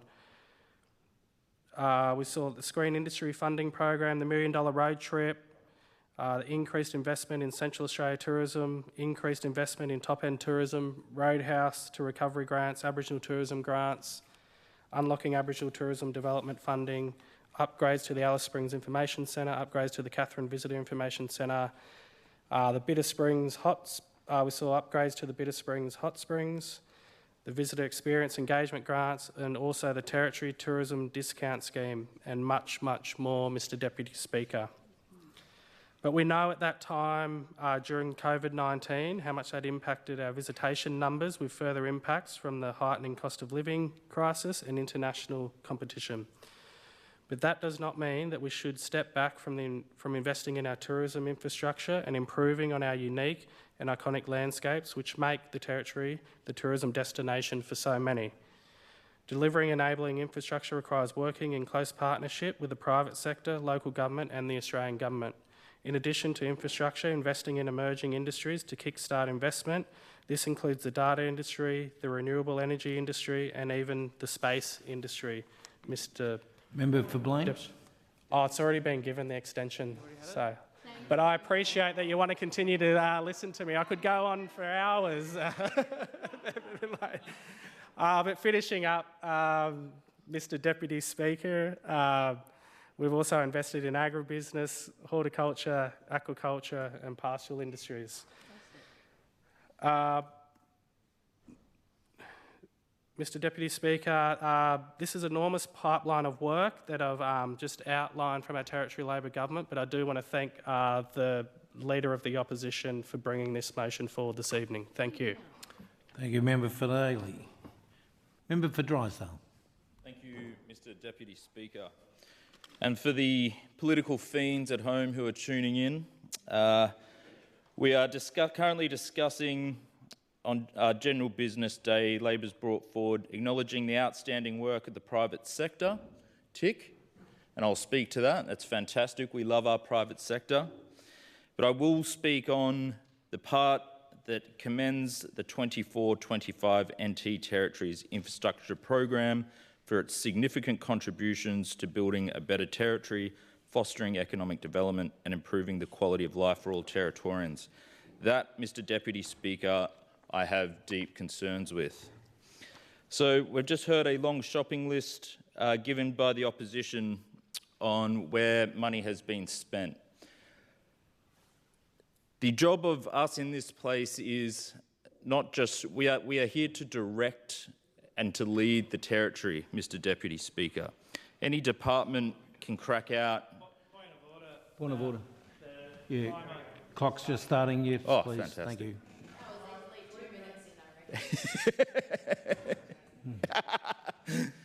All right. Thank you, Mr Deputy Speaker. So yes, I have grave concerns about the infrastructure program and where that has left the people of the Northern Territory. And I say the people of the Northern Territory because it is constituents like mine that hold the $50,000 debt over their heads. And tonight, that's what I wish to speak to, the real cost of the mismanagement of the former government. So in our private lives, we can't just go around signing contracts that we can't afford. A bank will simply not lend you the money to buy a house you can't afford. And there's plenty of check safes in that process to stop it happening. And if you can't afford something you've signed up to, very quickly, in fact, in about 3 months, the institution will come and they will take that asset, generally being your home. And you will quite literally lose your home because you cannot pay the bills. And so on an individual level, the train comes off the tracks very quickly, Mr Deputy Speaker. If we go up a level and we go to a business, the same thing applies. In fact, the stakes get higher. And I've come from the private sector myself and as a business owner. And you have your lines of credit, and that timeline can go a little bit longer. It might be 6 months to 18 months that you might be able to keep the train on the tracks, but it will come off. And the punishment for it coming off, for trading insolvent, the punishment for trading insolvent in this country is up to 15 years in prison. So we recognise through the Parliament of Australia that it is such a crime to trade insolvent that we will send you to prison for 15 years. Yet, when we come up a level to government, it seems the rules don't apply. It seems there is no similar set of standard to a cabinet, to a parliament, that will trade essentially insolvent as we see with the 24-25 infrastructure bill. Mr Deputy Speaker, there is $5 billion. $5 billion. That is an astronomical amount of money. How it was going to be paid for, I actually have no idea, because it's a ludicrous sum. To pay for it, it would have meant, and for everyone in the Northern Territory, you can just double that $50,000 because they would have had to borrow it, and you would have had immense pain coming for future generations, and it would have lasted a very long time. So this budget is a complete ploy, in this bill today is a ploy by the Labor Party to try and come up with some fictitious, the CLP is going to cut things. As the member for Fanny Bay said, you can't cut what doesn't exist. You can't just throw things on a page and say, oh, look, this is what we're going to deliver. Yes, there's no money for it, but it's coming. And it goes a step further. The crime is greater than that because before the election, a large number of contracts were signed. And so now, the people of the Northern Territory, are in a contractual arrangement with contracts we can't afford. And yet there's no punishment on those who made the decision, on the cabinet that made those decisions, Mr. Deputy Speaker. And I think the lesson here is, for all of us in this chamber, we have a real moral duty in how we exercise our fiscal budgets and our fiscal responsibilities. Because if an individual will lose their home and a family can lose their home, if a business person can spend 15 years in prison, why is it that the former government believed that they could do it? Because that is what has occurred. Mr. Deputy Speaker, the problem we saw at the end too, we saw this rapid firing of projects in a hope that, well, I'm not quite sure, and I won't speak to what the hope was. I assume it was to gain confidence in the economy, to try and sell to voters that everything was all right and there's this huge infrastructure spend coming. But I won't speak for the former government, but the flow-on effects of that as well. I can't imagine what working at the department must have been like when you are getting rapid-fire projects to announce and deliver coming downrange at you. When this happens, we then see the problems of poor planning, poor design. This flows on to tenders. The tendering process becomes a mess, and that has a huge impact on private business. I know what it's like to tender for a project, and when it's not well designed, it's horrible. What are you pricing to? You don't know what the costs are going to be because it's not all there. And so what does that open us up to, Mr. Deputy Speaker? Variations. Because the time wasn't given for adequate planning, for adequate design, and then in comes variations. Because the contractors weren't given an adequate brief on what they were actually doing. And so then we have huge overspends when it comes to our variations, which we then have to borrow more for, which then have more interest. And it just becomes this vicious, cascading cycle. The part of the bill I definitely agree with is the private sector and supporting our private sector. It is clear, and I sincerely hope it's clear across this whole chamber, the one thing that needs to grow in the NT is the private sector. There has been huge growth in the public sector, but the wheels, the horse that drives this whole machinery of government is the private sector. They are the ones that create productivity. They are the ones that create goods and services that we tax. And so I think if we take anything from today in a bipartisan approach, it is that, yes, we need private sector development and we need private sector growth, and that should be a good sign to our entire private sector that this House, I hope in its entirety, is there to do whatever we can to build that. Because the fact is, Mr. Deputy Speaker, at the moment, government's attempt at intervention in the economy has absolutely destroyed it. It has absolutely destroyed it. I have a large problem too with the idea that major projects, so government-backed major projects are a ticket and a saving grace. They are not. They are not, and for a myriad of reasons. A major reason with putting all your bank into these, kind of single contract major projects is the benefit is so narrow. You'll have one head contractor who can get, who will win that job.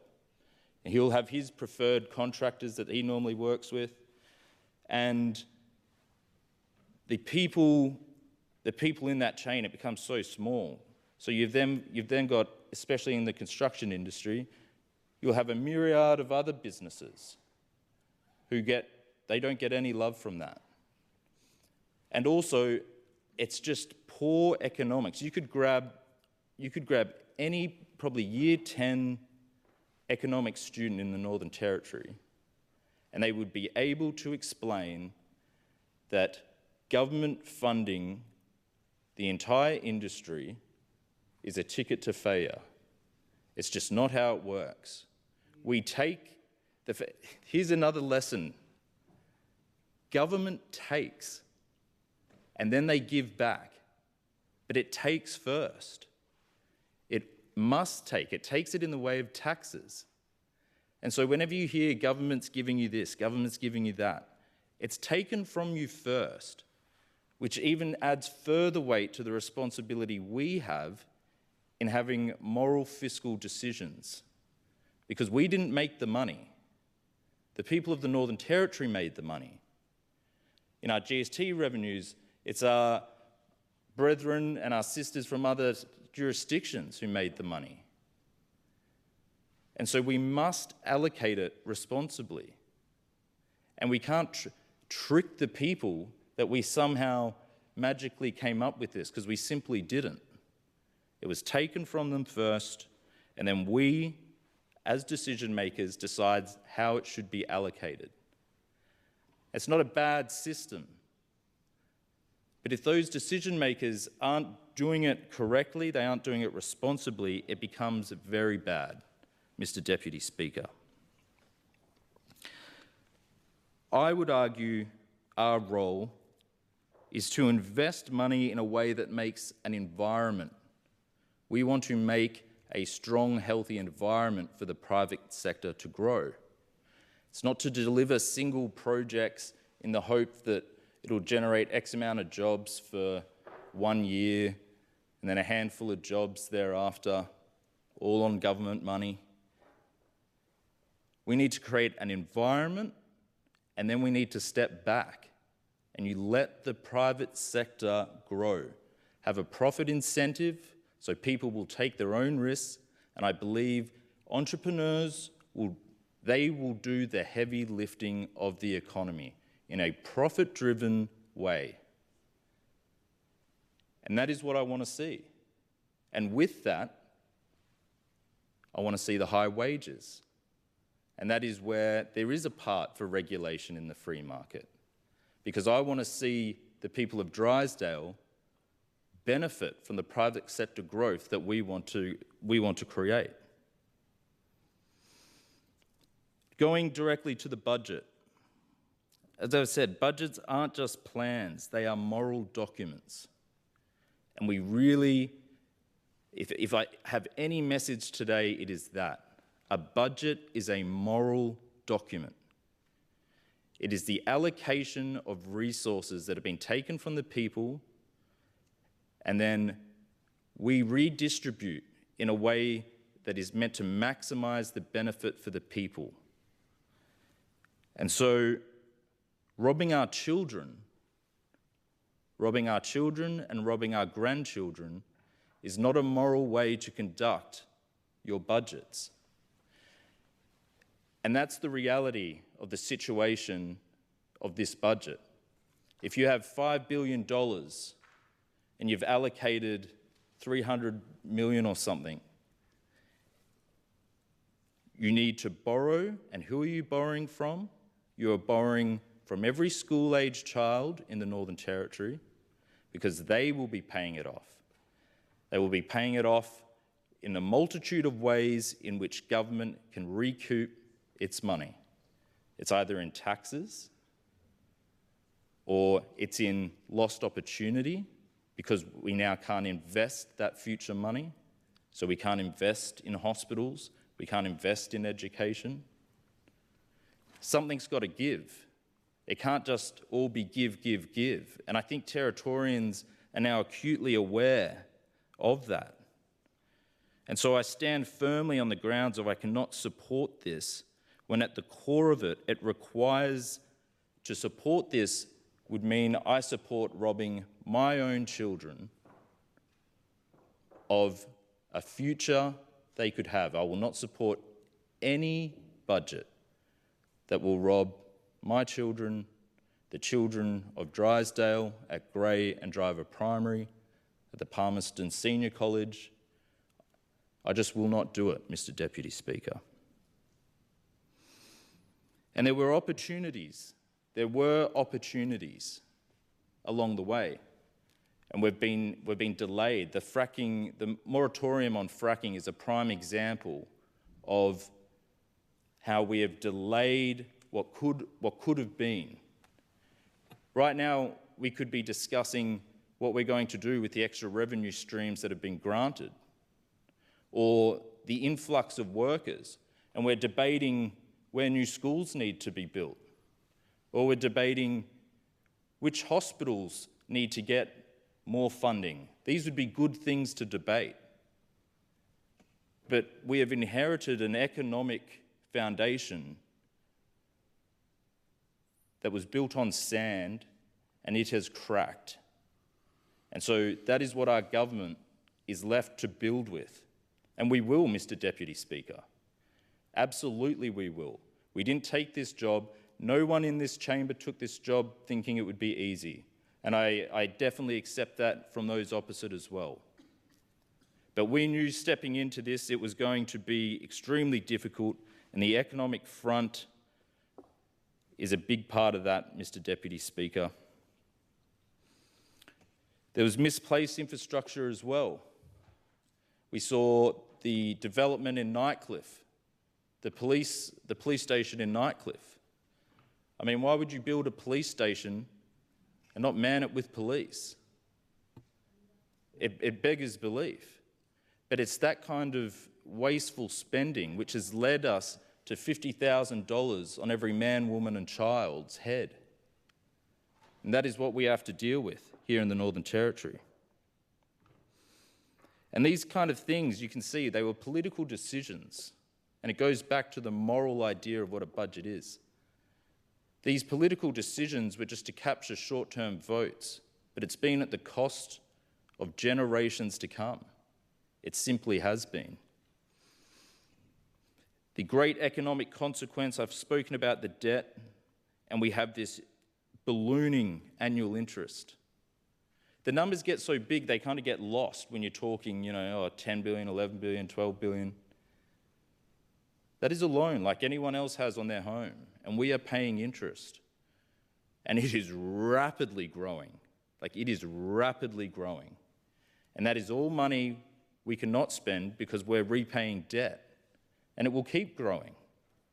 And it's just another burden our government has been left with, but it is a burden we will carry because we must.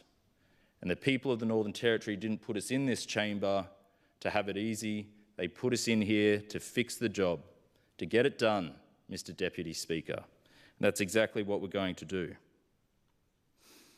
We are trying to grow our investor confidence.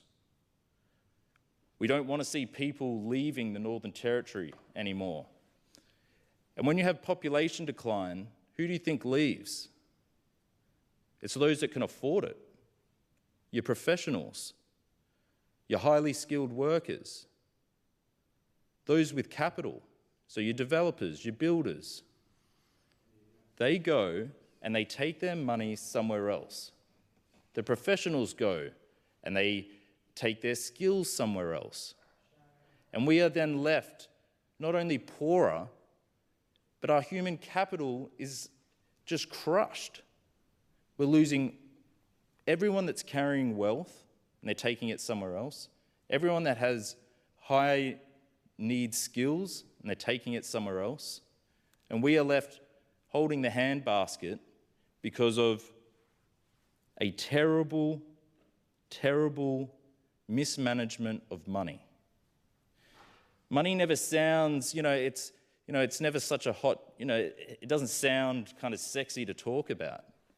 But the fact is, it underpins everything we do. All the social good everyone in this chamber wants to do. And I know everyone in this chamber wants to do social good. That is undeniable. I think where the party lines really split is on the idea and the knowledge that it all takes money and it takes fiscal responsibility to deliver. And so, what will Territorians see? They will see a government... Sorry, Member for Arafura. Standing Order 43, extension. Oh, thank you. Everyone's forgotten about Extension it. granted. Extension granted. Thank you, and I thank my fellow veteran in the chamber. Always got a veteran's back. So,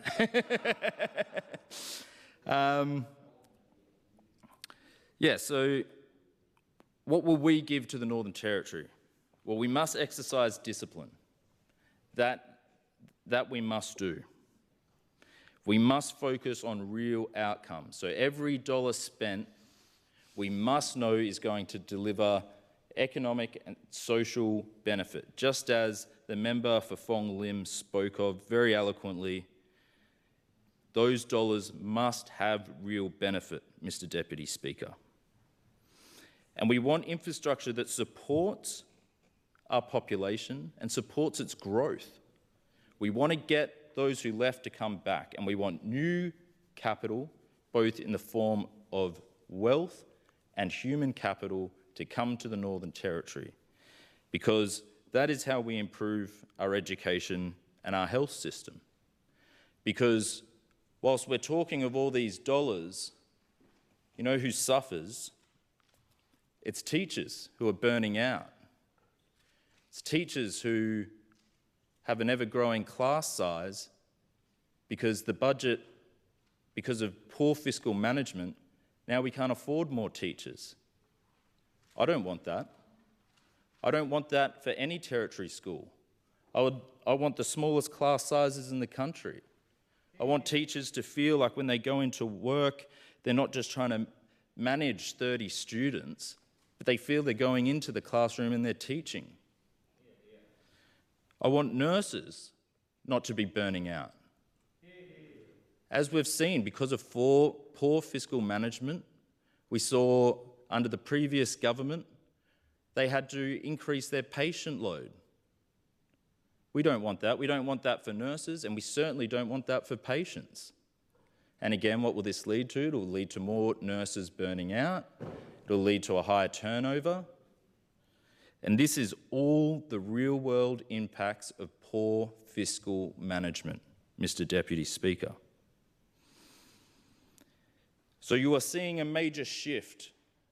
It is a fundamental shift in the Northern Territory. And for some, that is deeply uncomfortable, because the way we are doing business is changing. And it is changing to focus on people first. Some might not like it. Some will attack us, as has already happened. Groups will get angry. But there is a fundamental shift in this government and how we are going to manage fiscal responsibility. We take the moral weight of the budget seriously, Mr. Deputy Speaker. And we, as we have said, we are unapologetic, and I am unapologetic about putting people at the centre of the budget. Because unless we have real economic growth, it is people that will continue to suffer, and that suffering, Mr. Deputy Speaker, will only grow. And we must stop it. Ultimately, we are here to serve the people, we are here to serve the families of the Northern Territory. If we can create the environment where citizens feel free to go out and start private sector enterprise, they will do the heavy lifting. As they do it, they will create more goods and services. This will give Territorians more choice in every aspect of their life. More choice is more freedom. And this is the real impact of a healthy private sector free market economy. And it is exactly what our government aims to turn around. Because at the moment, without a drastic change in course, the fact is the Northern Territory was a sinking ship. And our government will do whatever it takes to get that ship afloat and get it sailing again, Mr. Deputy Speaker. So, Mr. Deputy Speaker, whilst I do agree and I applaud our private sector, I cannot accept the 24-25 infrastructure budget. I cannot accept it for the pain and the suffering it is both causing now and it will cause for many years to come through lack of opportunity, interest rates on debt, and the long burden and pain it has brought to many families of the Northern Territory. Mr. Deputy Speaker, my message to the private sector is this. I want you to work, and I want you to work hard, because it is you who will raise the economy. There is real purpose to the work you do, and even if you don't see it, doesn't matter what job you do, the fact is your private sector work is what will grow the economy. The labour you do every single day is what will pave the way for future generations through education, through healthcare. It drives it all. So when you go to work tomorrow, or if anyone in the country, if you're looking to where you can make a start, it is here in the Northern Territory, because you have a government who will back you to the hilter, and we don't just want you to work, we demand it. We want that strong growth. We want the economic growth so we can deliver for the people. We will deliver moral budgets, Mr. Deputy Speaker, and we are paving a new future for the Northern Territory. That is all, Mr. Deputy Speaker. Thank you, Member for Drysdale. Member for Barclay. Thank you, Mr. Deputy Speaker, and I rise to speak in regard to the motion put forward by the Leader of the Opposition regarding economic development and infrastructure program. Yes, looking at the motion, I'd certainly like to acknowledge the outstanding work done by the private sector in developing projects here in the Northern Territory and commend them on the work that they do. But the remainder of the motion commending the 24-25 Northern Territory infrastructure program, it really is difficult to accept the program put forward by Labor in 24-25. In fact, it's been extremely difficult to accept any infrastructure program put forward by Labor over the last 8 years. What we've seen, Mr. Deputy Speaker, is that ongoing for a number of years now, we've heard Labor talk about a record infrastructure program. It seems to be the mantra that comes out every year, every budget time. I've sat in this House for 4 years listening to Labor present these infrastructure programs, and I think their latest program was somewhere, I think I heard last year they said it was a record infrastructure program again, and I think they were quoting somewhere between, and I haven't got the figures in front of me, 4.2 billion, yeah, somewhere between 4 billion and 5 billion, but the reality is, I'll have to ask the member for Nelson how many zeros. I haven't. But the reality is, Mr. Deputy Speaker, is that whilst all of these infrastructure programs that have been spoken about between $4 and $5 billion, the reality is that Labor simply haven't left any money to fund any of it, and that's the reality. As the Treasurer, I think, said this morning, 313 million is in the infrastructure program. So they can talk about these record infrastructure programs, but the reality is that there's no cash there to support it. So unfortunately, Territorians have been misled by Labor. So if I do, and I'll go on, and as I said, Territorians have watched as Labor has made announcement after announcement after announcement over the last 8 years.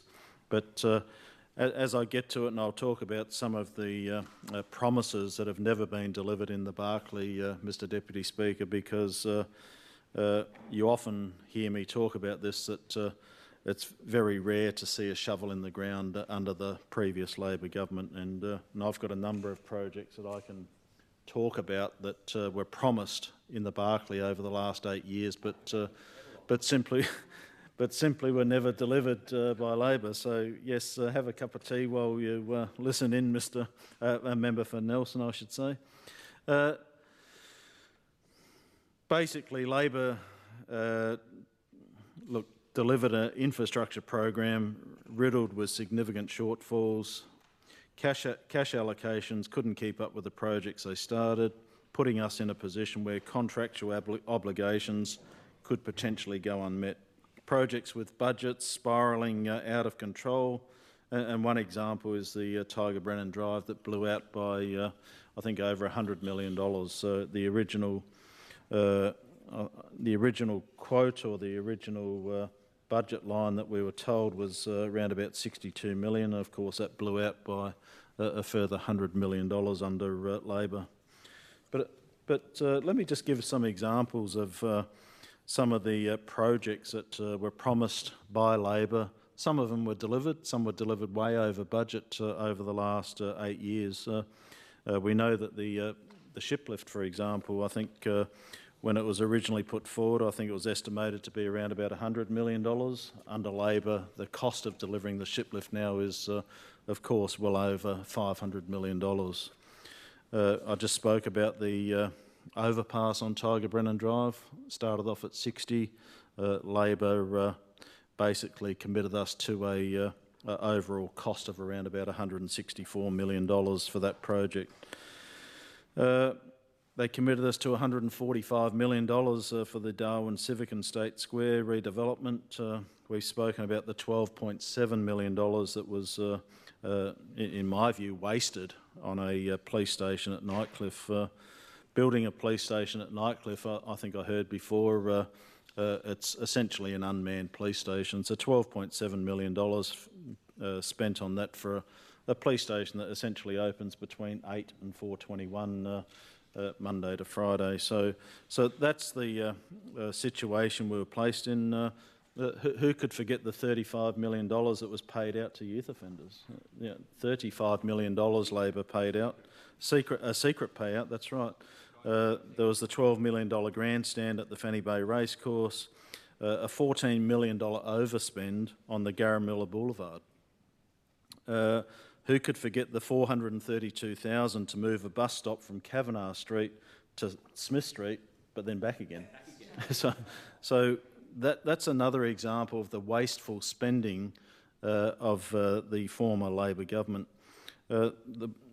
The budget blowout on the underground, above-ground car park here at Parliament House, $7 million blowout on that project.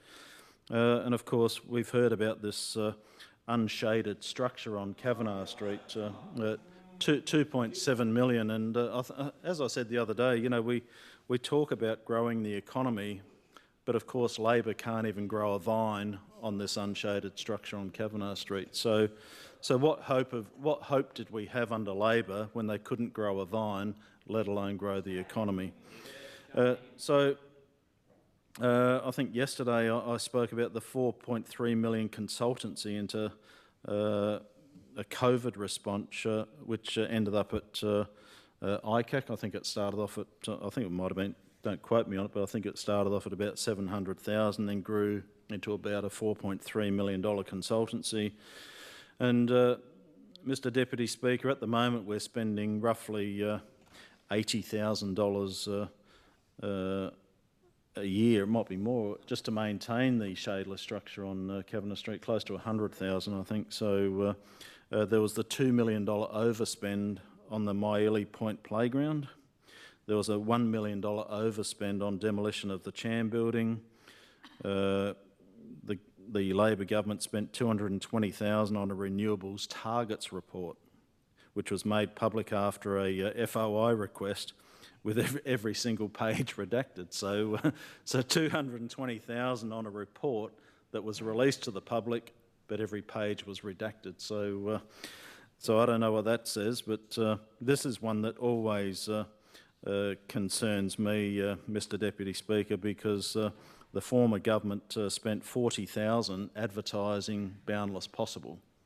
So that was that failed marketing exercise by the Labor government. And look, the last time I saw Boundless Possible was when it was advertised on a rocket being launched out of Queensland. That was the last time I saw it, and that was back in November 2018. So that's an example of just more waste and waste and waste from the Labor government. But I'm sure the member for Nelson will remember this one, and this is the $5,000 Christmas tree.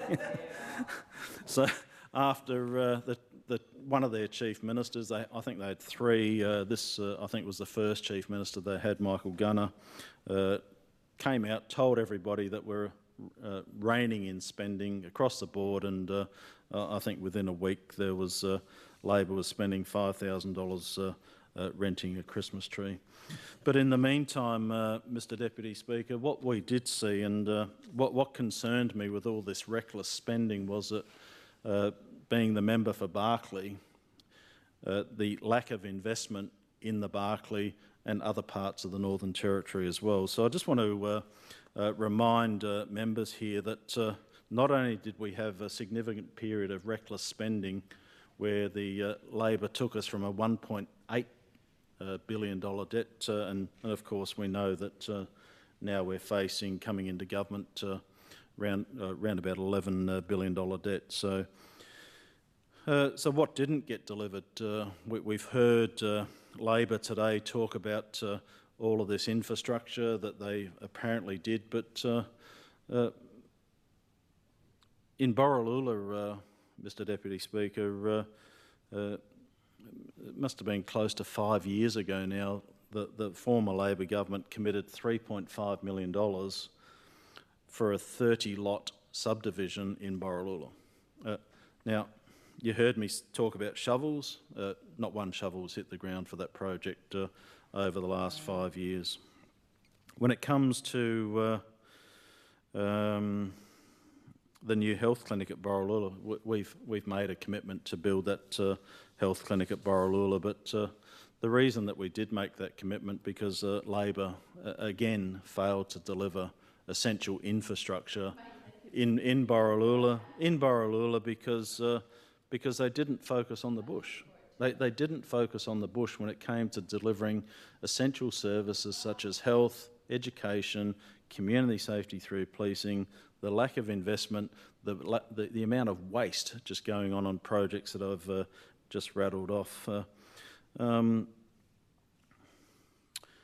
dialysis facilities, I've spoken many times about kidney disease, and it's an absolute crisis right across the Northern Territory. And again, I'll just remind the House that on the 26th of April 2022, Labor, through their failed federal members, and I think it must have been Marion Scrimgeour, came out and promised 30 renal clinics for the Territory.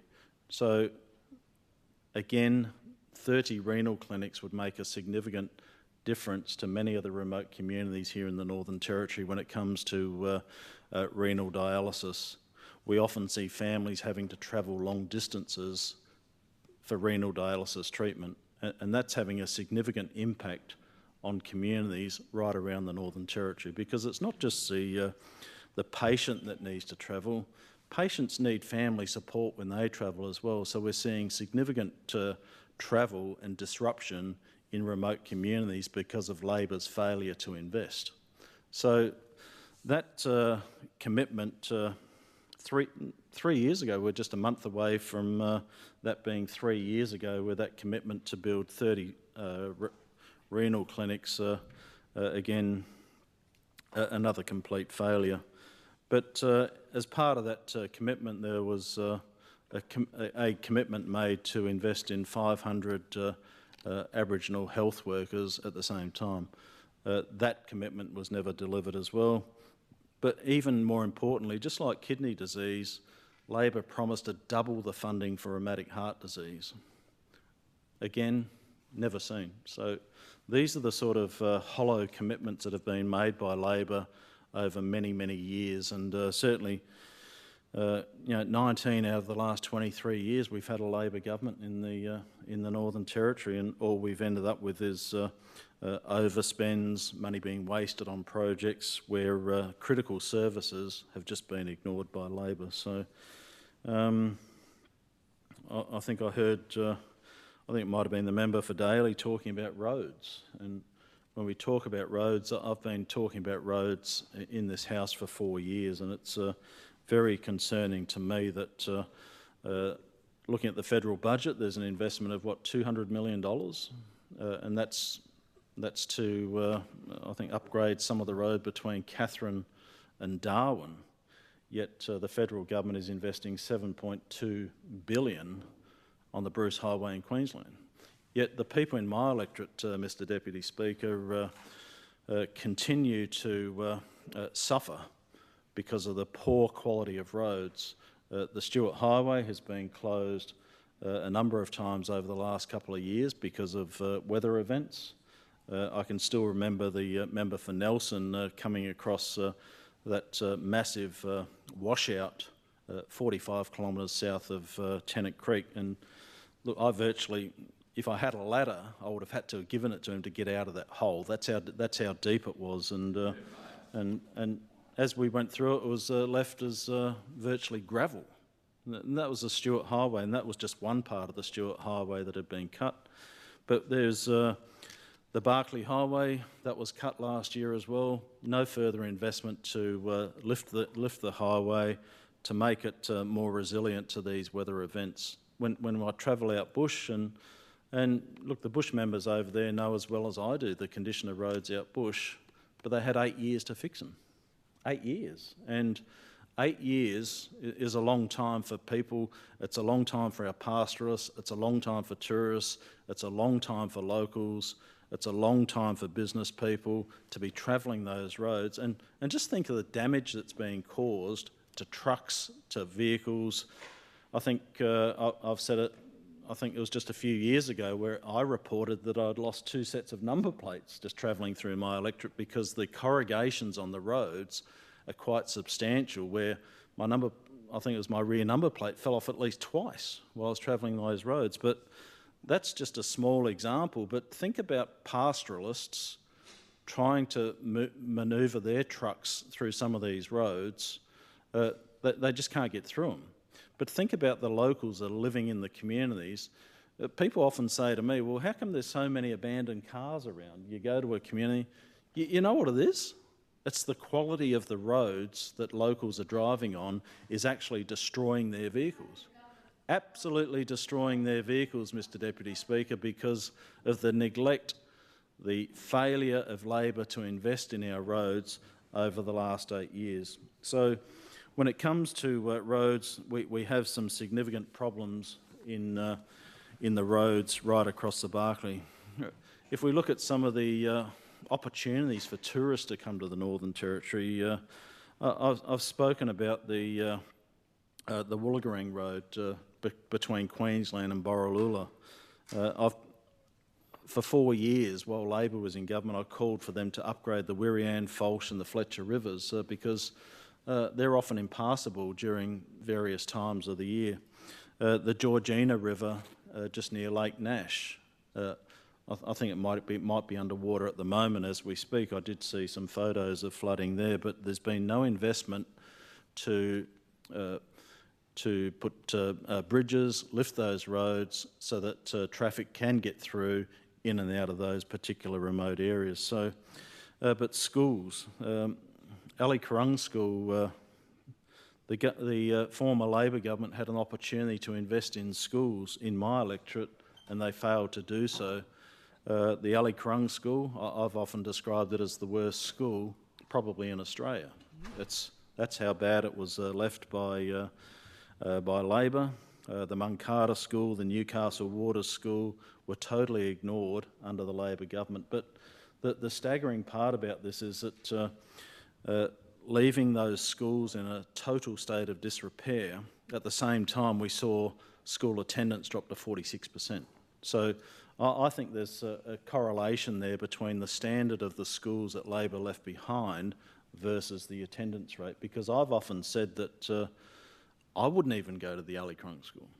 That's how bad it is. The condition of the Alikrung school, and listening to the member for Gwaja, he was part of that government that had an opportunity to step in and do something for the bush, do something for the Barkly, but of course he didn't. He didn't even step in to try and make change to some of our most critical services, as I've said, education, health, community safety, and I haven't even spoken about the Alparulam police station that the Labor government closed in February 2018. Closed it. There's a police station at Alparulam, but Labor closed it in February 2018. Not only did they close it, they forgot to tell the community that they were closing it. So one day the police station was open, next day it was closed, and the community said, well, where are the police? And unfortunately, as the member for Barkly, I think I might have been the mayor of the Barkly Regional Council back then, we were left to tell the community that Labor had failed them by closing the doors of the police station. Yeah, well, at the same time, they were busy investing $12.7 million in the Nightcliff police station. So absolutely disgraceful, Mr Deputy Speaker, is that on one hand, they're closing a bush police station, I should say, critical... Sorry, member for Drysdale. I'd like to request an extension. Leave granted? Yeah. Leave granted. Thank you to the member for Gwaja for supporting that. But that's what happened, Mr Deputy Speaker. On one day they closed the Alparuam police station, the next day they're investing $12.7 million in a police station that's not needed at Nightcliff. So that's an example of the infrastructure program that they were running. So I've spoken about these before. $3.175 million was promised for accommodation for health staff in Tennant Creek. That was 4 or 5 years ago now. Not one shovel was hit the ground. One of the critical things, and last night I spoke about the work that bushfires have been doing in Tennant Creek. The thing that was never spoken about much was that Labor scrapped 2 positions of bushfires NT in Tennant Creek back in 2020. So that was the attitude of the Labor government, scrapping 2 key positions and then wondering why we were facing an uphill battle to deal with an absolute emergency when it came to bushfires in the Barkly. 5.5 million youth justice facility, that was promised back in 13th of April 2019. I'm just thankful that we're in government because we're going to finish that project off. It's Labor dragged their feet over 4 years, so we're going to finish that particular project off. Mr Deputy Speaker, I could probably talk for another hour about the failures of the Labor government, but what I do want to quickly say is that we're taking steps to rebuilding the economy, Mr Deputy Speaker, and I'm really proud to just remind the House that we are implementing the Rebuilding the Economy Northern Territory Economic Strategy. So we're doing the work that's needed to not only reduce crime, rebuild the economy, but restore our territory lifestyle. I'll leave it there, Mr Deputy Speaker, because there's probably too much that I need to say with very little time to do it. So thank you for the opportunity to contribute. Member for Goyder.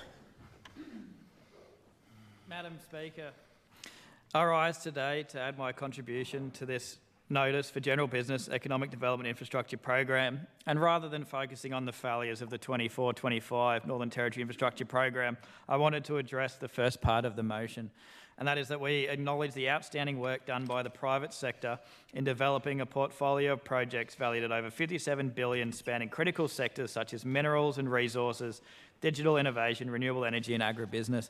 Now, Madam Speaker, I'm a bit of a dreamer, And I'd love to know what would have happened if we were in power 4 years ago with this CLP government that's keen to welcome private investment into the Territory and to put our hand out to the world and the rest of Australia and to say, we are open for business, we're happy to work with you, we want you to invest. Madam Speaker, this is the year of action.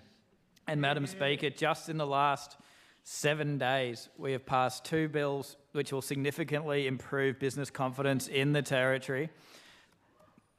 I noticed the interjection from the member for Arnhem, and I do say that I am supporting the acknowledgement, the outstanding work done by the private sector. I just think it could have been more if the Territory government had been supportive of that investment from day dot. Now, Madam Speaker, we passed the Territory Coordinator legislation, and we've passed the Petroleum Planning and Water Legislation Amendment Bill. We're making sure that businesses who want to invest in the Territory have that confidence that when a decision is made, the decision is final, and we can see the money coming in. Because we know, Madam Speaker, without our resources sector, without our agribusiness and pastoralists, without our... I'll even pay credit to the renewable energy hubs. I just wish that they were switched on under the Labor government. It's a tremendous amount of people want to invest in the Territory. We are the gateway to Asia. We welcome investment and the opportunity for people in the Territory to be part of that workforce that bring those projects to life, both within and without, both within and with not in the public sector, Madam Speaker. The other point that I would like to make too, Madam Speaker, is that it is through the decisions that we make in this chamber that we let businesses around the world and around the Territory and around the rest of Australia know that we are open for business, we're willing to work with them, and it is the vibe of the place, Madam Speaker. And if we had the CEO of major corporations sitting in the Assembly looking down, they'll be thinking, oh my God, it's changed. We have some hope in the Territory once again, Madam Speaker. But I will quickly just touch on one part that I think does go under the radar, and that is amongst all of the public servants, there are those Territorians who do work to facilitate change, and for 8 years these public servants have been hamstrung by a Labor government that won't let them do their job and to bring investment to the Territory, Madam Speaker. Other than that, I'm done.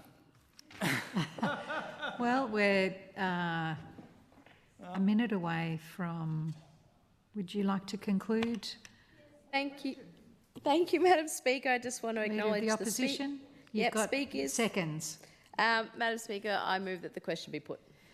The question is that the motion be agreed to. Those of that opinion say aye. To the contrary, no. I think the noes have it. Division? A division is called.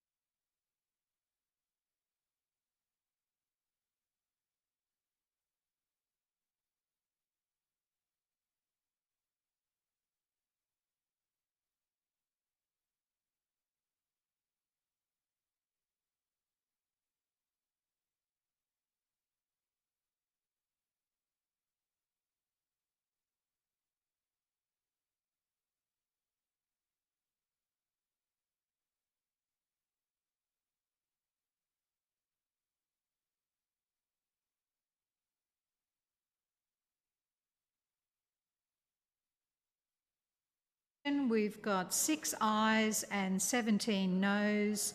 The noes have it.